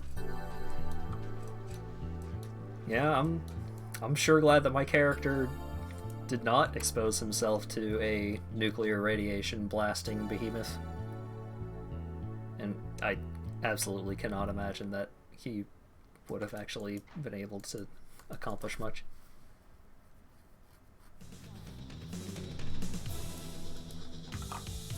Was ist das? This daily mix is starting to loop.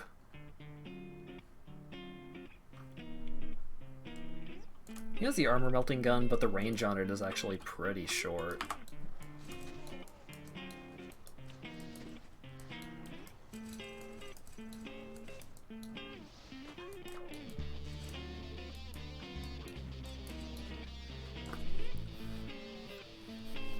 I want to like Path of Exile, but the main story turns you off of wanting to experiment. Sorry, I can't read today. Yeah, I get that. The early game can feel pretty slow. But I don't know, it feels like, it's weird. It feels like there are a couple of skills that you can use with basically, like, a couple of skills each of the classes has that is like designated, this is your early game skill. This is the skill that you use in the early game, regardless of what kind of cool build you're going to be using later. Which is fine. Like, it could be so much better, but most of those skills do their job well enough that once you kind of get into the groove of how to progress through the early game and get to the point where your builds start doing all the cool stuff, it feels like that part of the game goes by so quickly. Socket RNG is a huge problem. Less of a problem if you know to pick up any items that have red, green, and blue sockets linked together to get your extra rainbow stones. But even then, I think I talked about this earlier, but it feels like Path of Exile... My friend told me Path of Exile hates you. It's a great game, it's a lot of fun to play, it has a lot of really cool mechanics, I think a lot of like the zone designs and ability designs and like the whole passive tree thing, all of that stuff is really cool.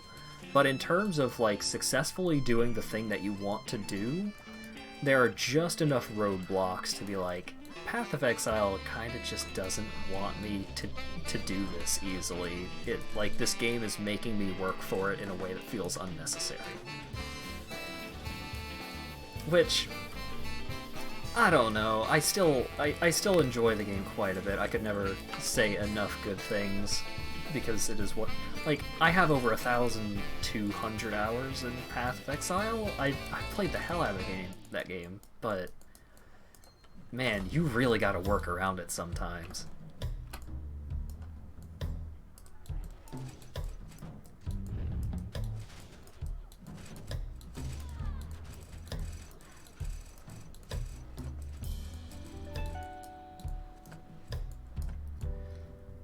Path of Exile is definitely a game that becomes infinitely easier once you become comfortable with trading. Like, it sucks that the trading system is not very good. They've made such drastic improvements and it's still pretty garbage, but once you get comfortable with trading, once you start like figuring out, okay, I need to trade for this item for the early game, so I need to keep an eye out for these kinds of items that I can trade for this item. Like, it's such a weird economy that you have to navigate in order to, like, really smooth things along. Doing it solo self-found, totally doable. Some builds do it way better than others, but those builds are usually the generic, like, I'm going to cast lightning at the enemy, and the enemy is going to die because I cast lightning at them. Those kinds of builds are just so much less interesting than, I'm going to put on these gloves that make it so that I can't use a weapon, but I deal a shitload of damage with my bare fists, and then I'm going to spin to win. Like, the difference between them can be so drastic, and especially if you're not willing to kind of pay the fun tax for, you know, a really interesting late game build, having a really boring early game.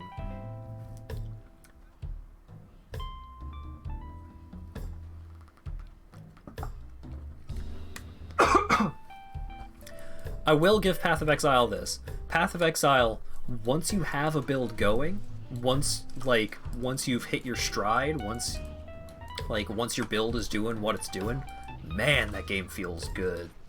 Like, you just really tear through enemies. You are just wiping them out, and you're getting all sorts of cool stuff, and, like, and even after that, like, once you start getting really comfortable with, like, what kinds of items you need to keep an eye out for, like, you hardly even have to stop. Like, you just zoom right through all of these endgame maps and, like, leave nothing alive in your wake. It feels great. But man, getting to that point, you gotta work for it. That's one of the best things that I could say about Diablo 3. Diablo 3 doesn't have half the depth of most other action RPGs of that caliber. But it just feels good. Like, not a ton of depth or variety to it, but just, like, I'm going to play a barbarian, and I'm going to right-click, and right-click makes me spin, and I'm going to spin into the enemies, and the enemies are going to explode into gold and potions and items, and it's going to be great, and I'm going to have a great time. And then I'm going to get bored of it, and I'm going to go play something else, because I kind of got all that I was in it for.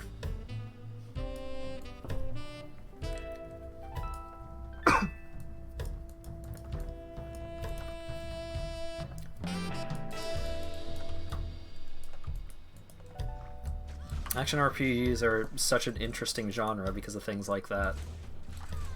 It's... the difference between a good action RPG and a bad action RPG is... I feel like it tends to be something that you feel more than you, like, objectively list off. Because if you objectively list off all of the major mechanics in Path of Exile, you start realizing, like, hey, a lot of these kind of suck. Like, a lot of these are kind of, you know, rude to the player in a way that doesn't really make any sense, like, it feels unnecessary. But actually playing Path of Exile, it's a great time. It's got such an obscene amount of depth. It's got, like... especially nowadays where they've included a ton of extra ease of use, quality of life improvements. It's a fantastic game, but if you look at a lot of the core mechanics objectively, it's like, why do I even play this? This kind of sucks.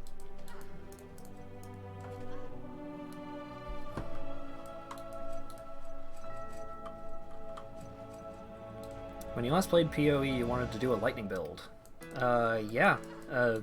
There are some really cool lightning builds that you can do in Path of Exile, but lightning is one of those builds where, like,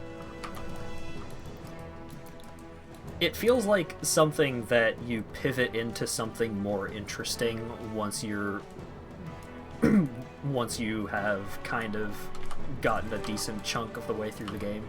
Because Arc is a fantastic ability. It's very good, very powerful, easy to use, it's great. But it's just right-click. You just right-click at the enemy, and the ability auto-targets the enemies that you want to kill, and then it kills that enemy and every enemy within the same zip code. Doesn't have a lot of depth, but it's very efficient.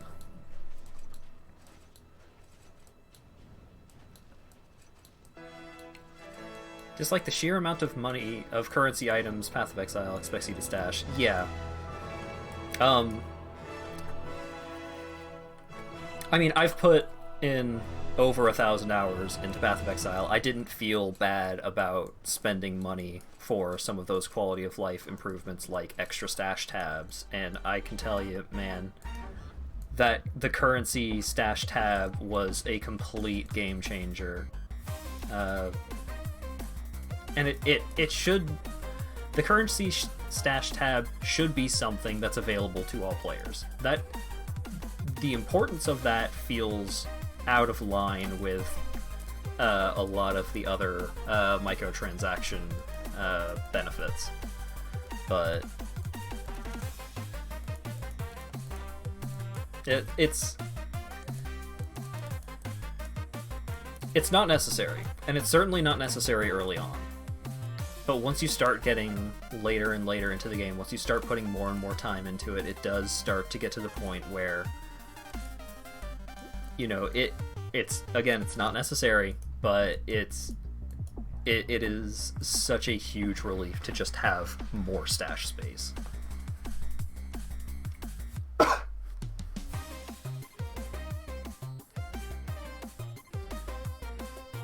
It'd be way cooler if he didn't look like you were completely failing to headbang. And Dariel is a weird boss. Do I have any... Huh, I'm really light on uniques. Usually when I get to this point in the game, I've farmed either Mephisto or the Necromancer dude for a couple of extra uniques, just to pick up some of the uniques that I'm looking for. Like, I have one shard. If I could get another arcane crystal, I could turn these boots into a pretty solid, unique set of boots. But I don't think I want to do any unique crafting any unique farming on stream that I don't absolutely have to.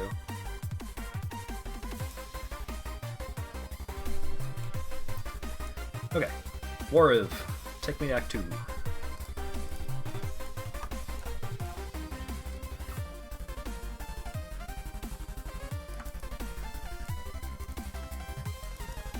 Just like every good video game that's ever been made, it's got a sewer level.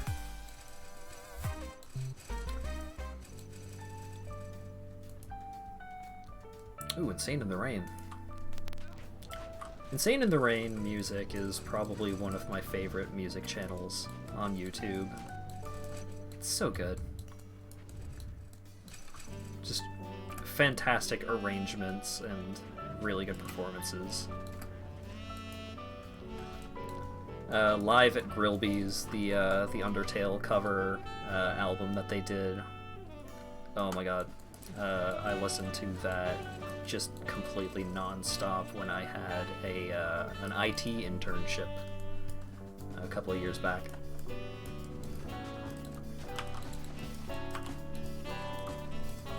Because most of the time I didn't really have a ton to do other than tinker with a couple of computers that were in various states of disrepair.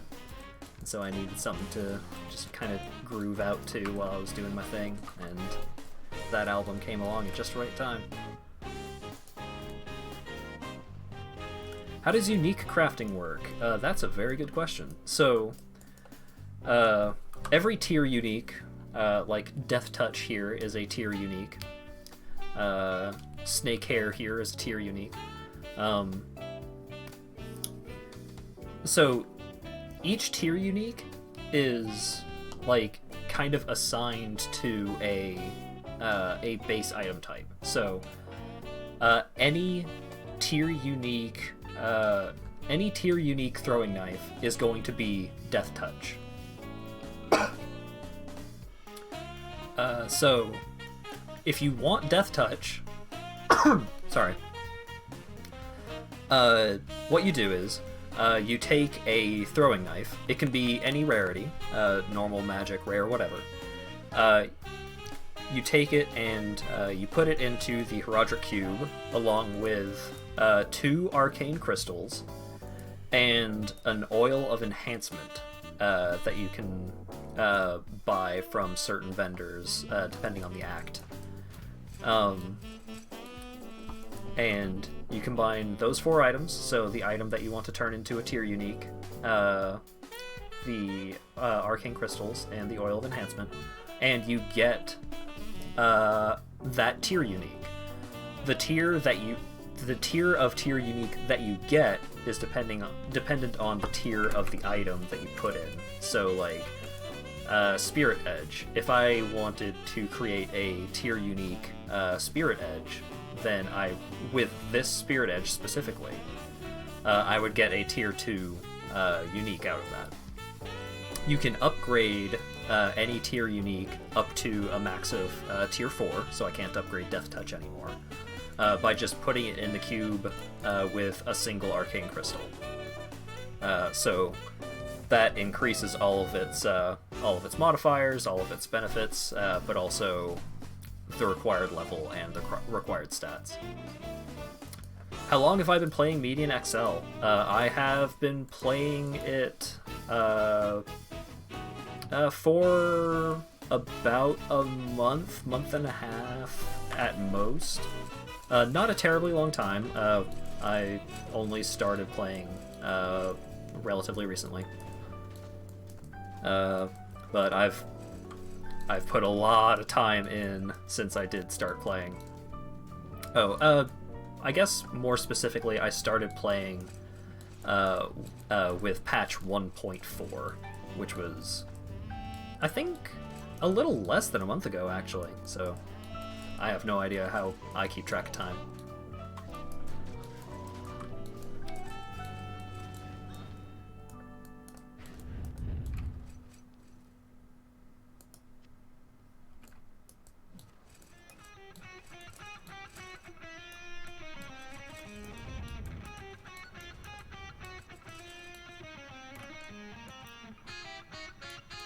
I guess I am, like, comparatively very new.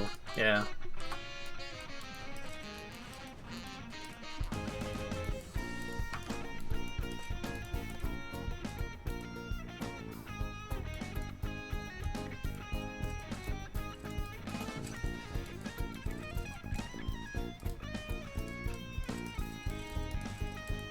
I mean, that's kind of part of this whole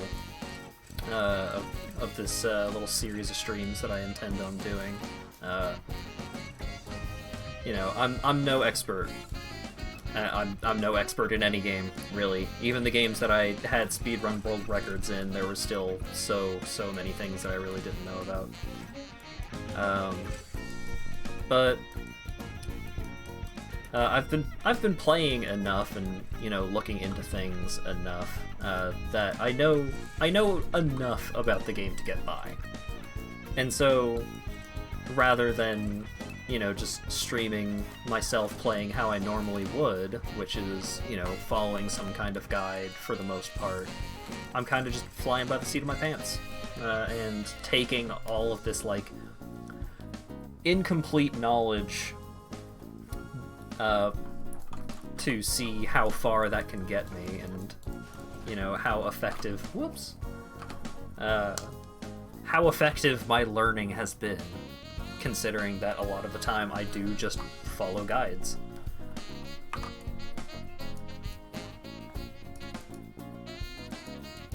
So I feel like I know the core of a lot of the different mechanics, especially a lot of the mechanics that are likely to, you know, come up in the earlier parts of the game. Why do I still have the Spirit Edge?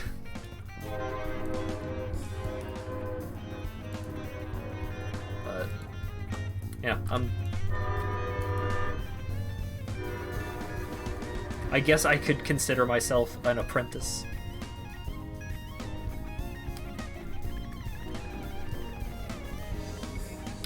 Wow, playing for 8 years, holy cow. That's crazy. I have a waypoint.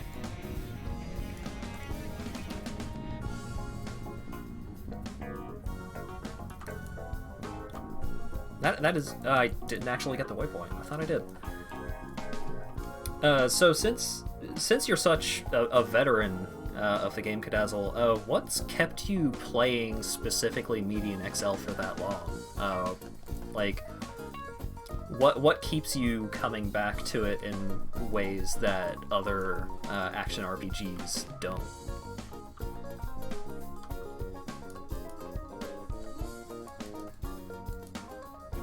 What? Oh, I'm desynced.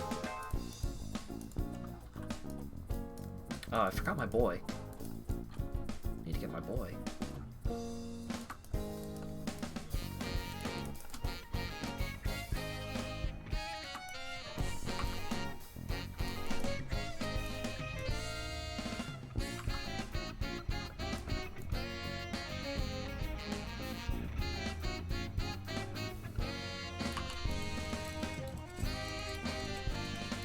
If I goofed like this. I was so close at the end of this freaking dungeon.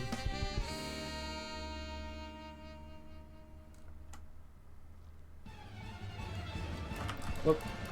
Oh, that might have been where I died before. I was trying to go for the waypoint and I got greedy.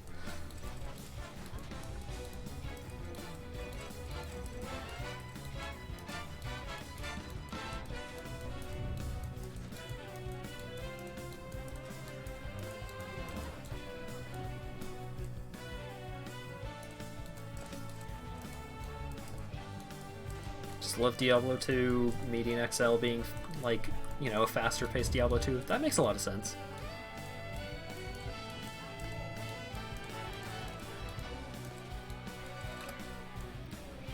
I mean, I've played a lot of action RPGs over the years. You know, some of them a hell of a lot better than others, but I can definitely see why someone would, you know, swear by Diablo 2 above all others.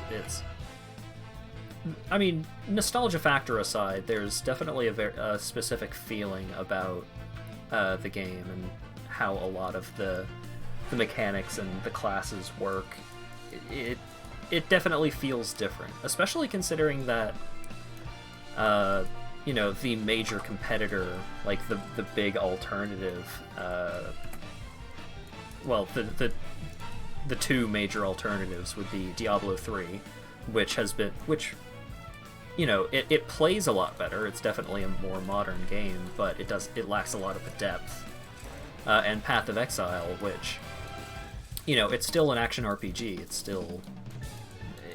still the same genre, but it's definitely very different. You know, the socket system, the passive tree, how the end game progression works also functions pretty differently. It's a very different game, even if it's the same genre of what you're looking for.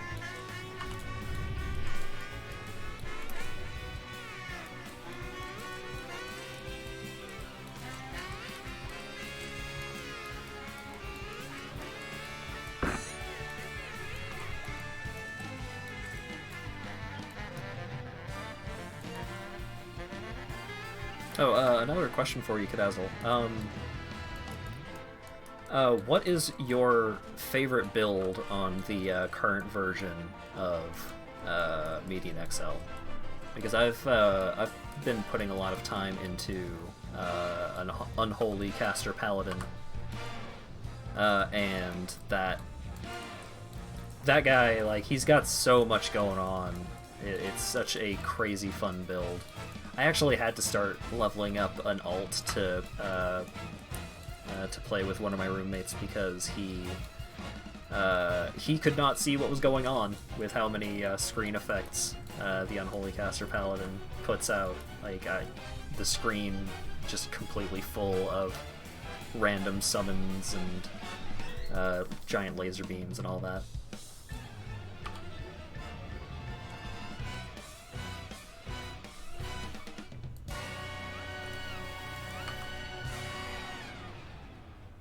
Goodness.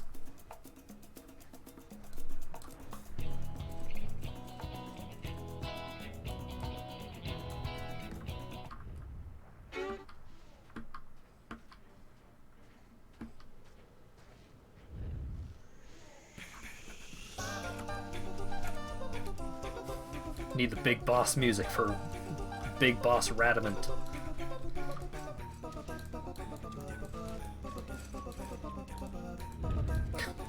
Good lord, that took way too long.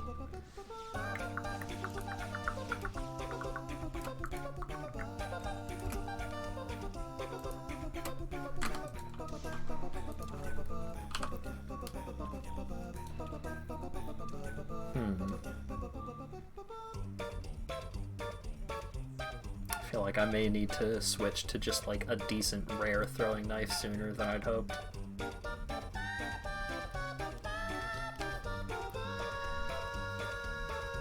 One thing that I feel the worst at in regards to, like, you know, core action RPG competencies is item evaluation. I rarely ever feel like I know what makes a good rare, or what makes one unique better than another. Like, sometimes it's a little more obvious, like, this one gives you 1 billion extra damage, and this one gives you 1 billion extra spell damage. Do you want melee damage, or whatever, or do you want spell damage? But sometimes the differences can be so minute, and, like, they can interact in ways that you don't really think about. Like, what's better, 7% reduced enemy lightning resist, or 20% lightning spell damage? Well, it depends on like how much you've already reduced enemy lightning resist. It depends on how much lightning spell damage you're already getting, and like trying to deal with all of that kinds of like really in-depth like stat analysis and the number shenanigans and all that. It's not something that comes naturally to me.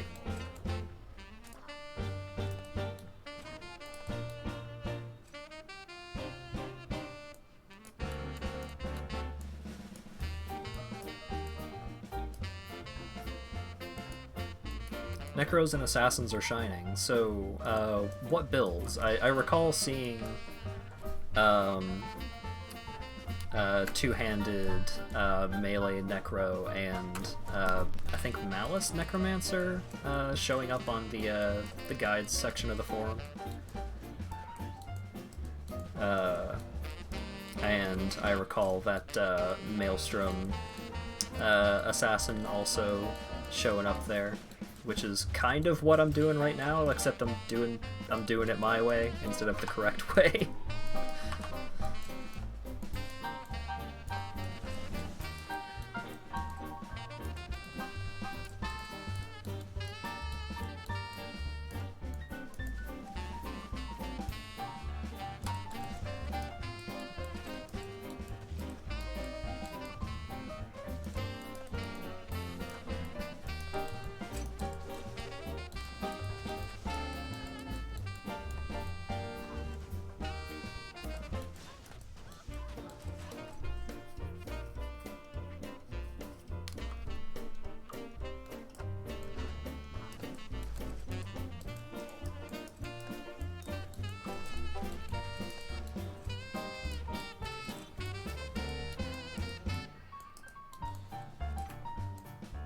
You would put Trapper above Maelstrom, really? Is it because, like, Trapper is just so much safer, or is it because, or do they just outshine them in most regards? I mean, maybe I'm a bit biased right now because it seems like I'm having a pretty good time with Maelstrom. I'm really tearing through stuff, but I'm, you know, that doesn't, I'm on Act 2 Nightmare. That doesn't really say much about how it'll perform late game.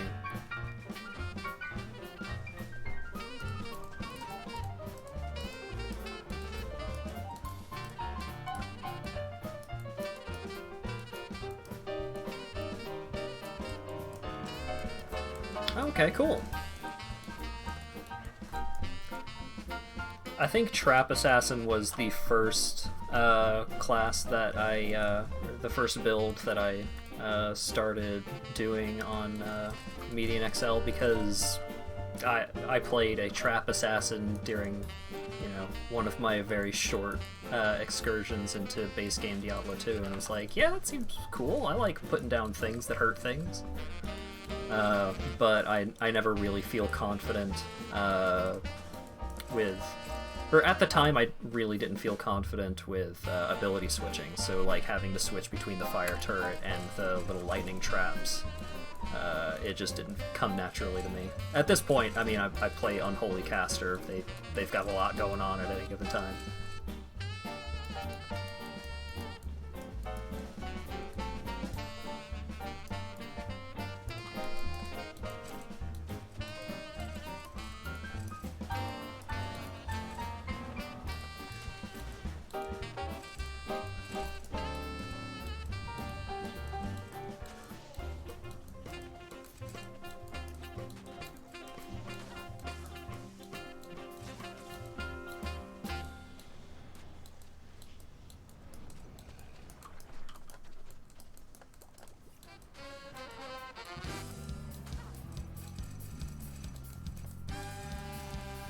Oh, question I had about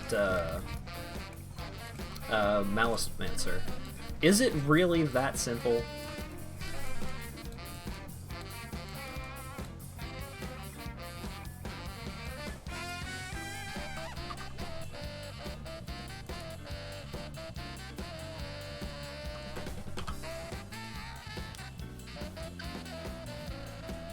Low rune word, knife, balance knife.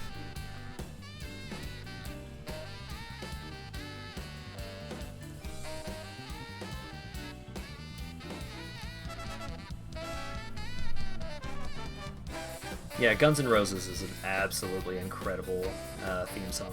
Love it so much. Huh. How much strength do I need?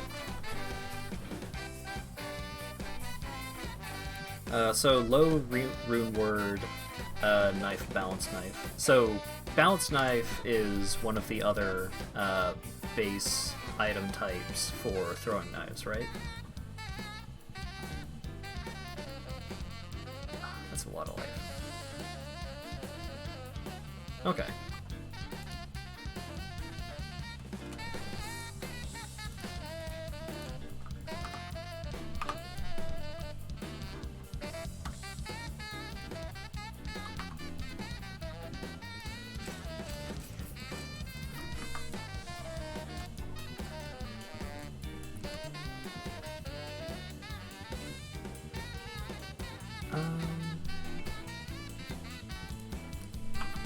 Oh yeah,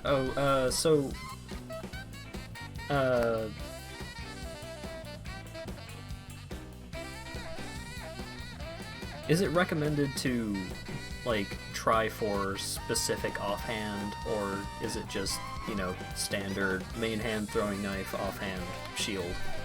Because I'm not super familiar with what can be offhanded.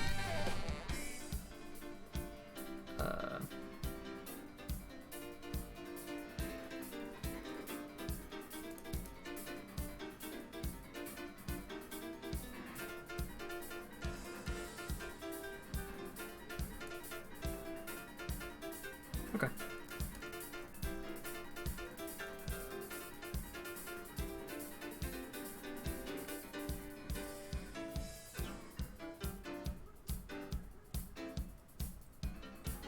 So it's low, not IO? Or is it IO? I don't mind taking a little bit of help. Okay.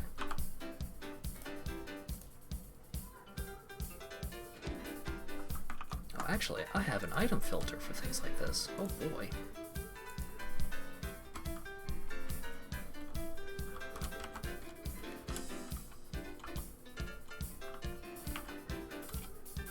Level 59. I should be getting close to that, right? In terms of, like, runes that'll drop regularly.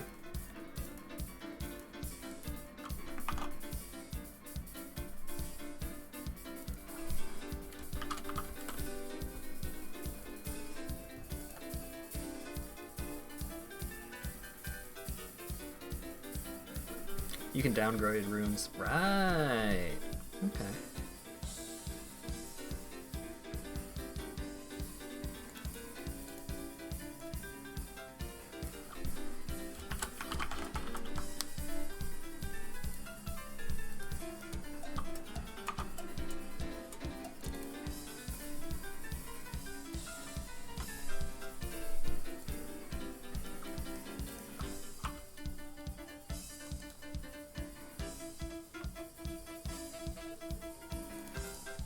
So we'll just take this bad boy and...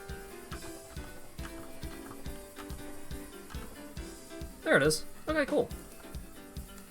So I'll just keep an eye out for a normal balance knife then.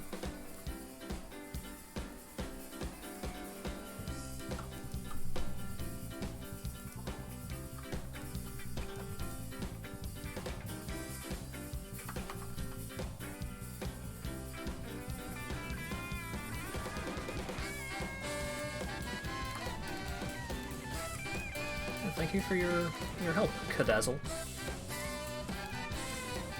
I would be like, you know, maybe accepting outside help is a little against the soul of what I'm trying to do with these streams, but I mean, the alternative is just me doing less damage and spending more time doing stuff rather than just not being able to do stuff at all.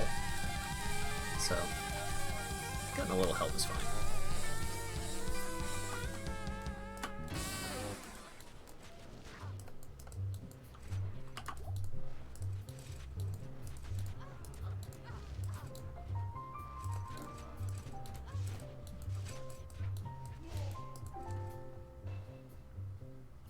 Oh goodness, how long has it been since I,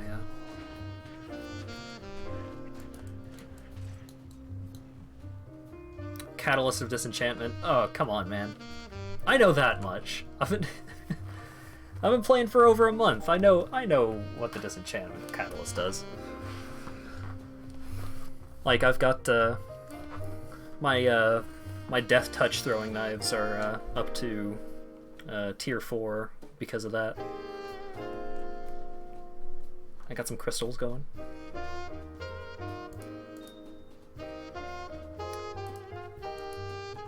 Lost my train of thought. What was I doing? Progressing, probably.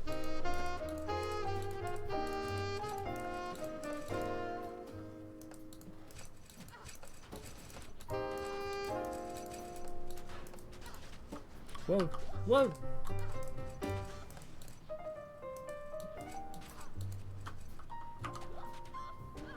Oh my goodness. I don't even know what I was taking that much damage from. I couldn't see what projectiles were actually hitting me. Maybe I'm just blind. Why not respawn, please?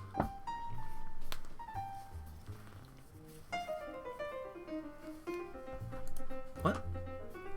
Oh no, am I getting server issues again? Oh jeez. No!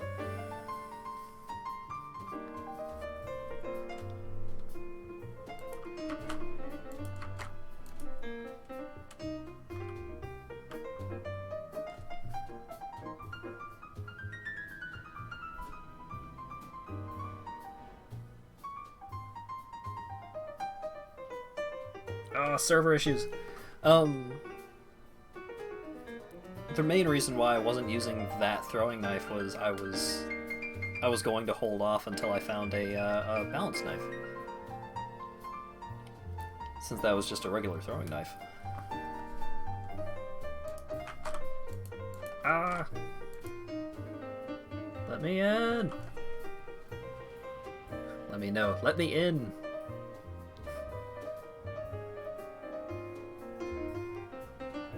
Gosh dang, auto-captioner. No! I'm not ready to stop streaming! Ah! Good luck, still ain't found a good balanced knife. Aw, jeez.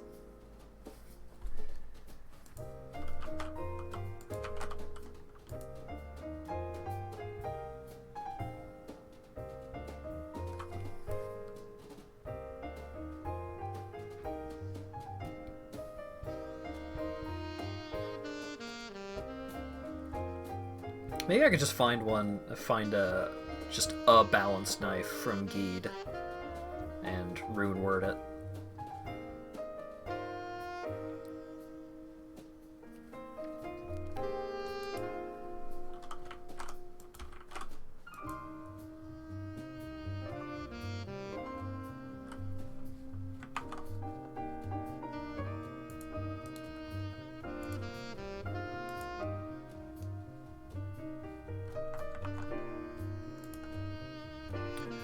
Gosh diddly dang it.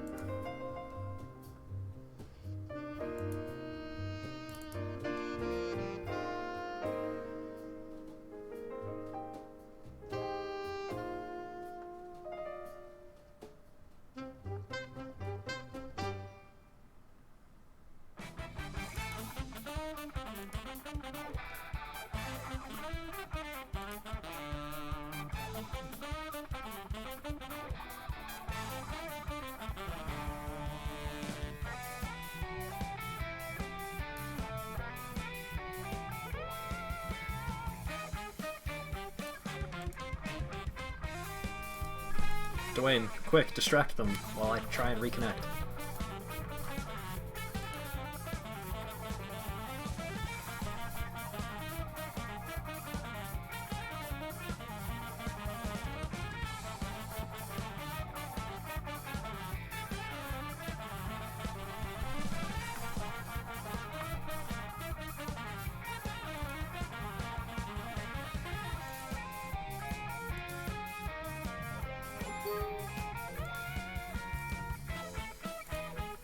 What? Way back?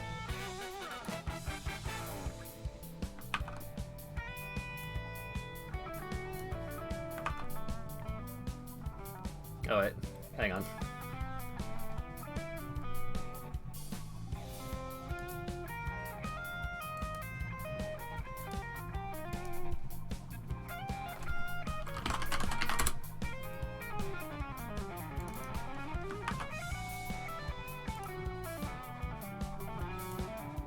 Okay.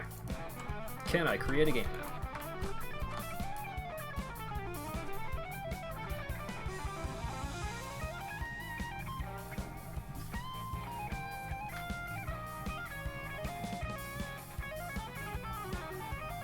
No! Well, dang.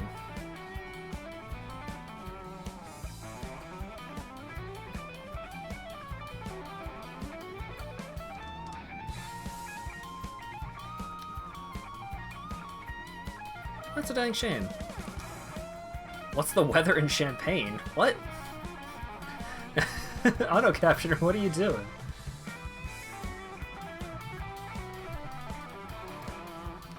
Alright, well, it seems like I'm not allowed to continue playing Median XL for right now. So,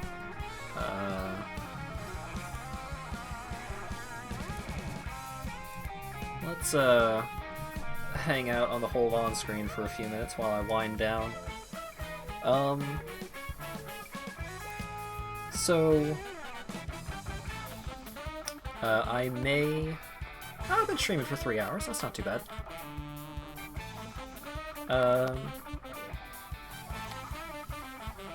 So I will probably do another Median XL stream on Monday.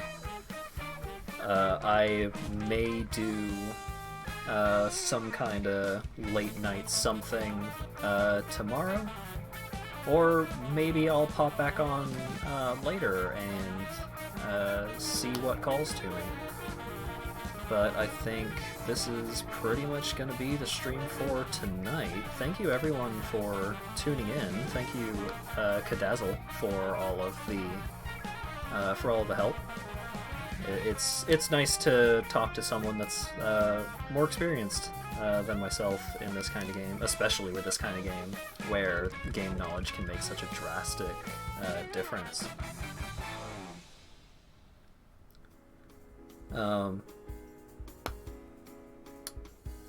Hey, if you're watching and you enjoyed watching, and you're not one of the sorts of people that I throw the stream link to on Discord, why not follow? And that way you'll know when I'm doing another stream. That'd be cool.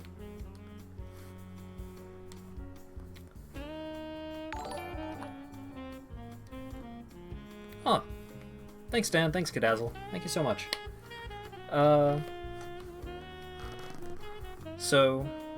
Yeah, thank you guys so much for watching, and I will... Oh, thank you, Acker. Thank you, Teddy. Thank you so much, everyone.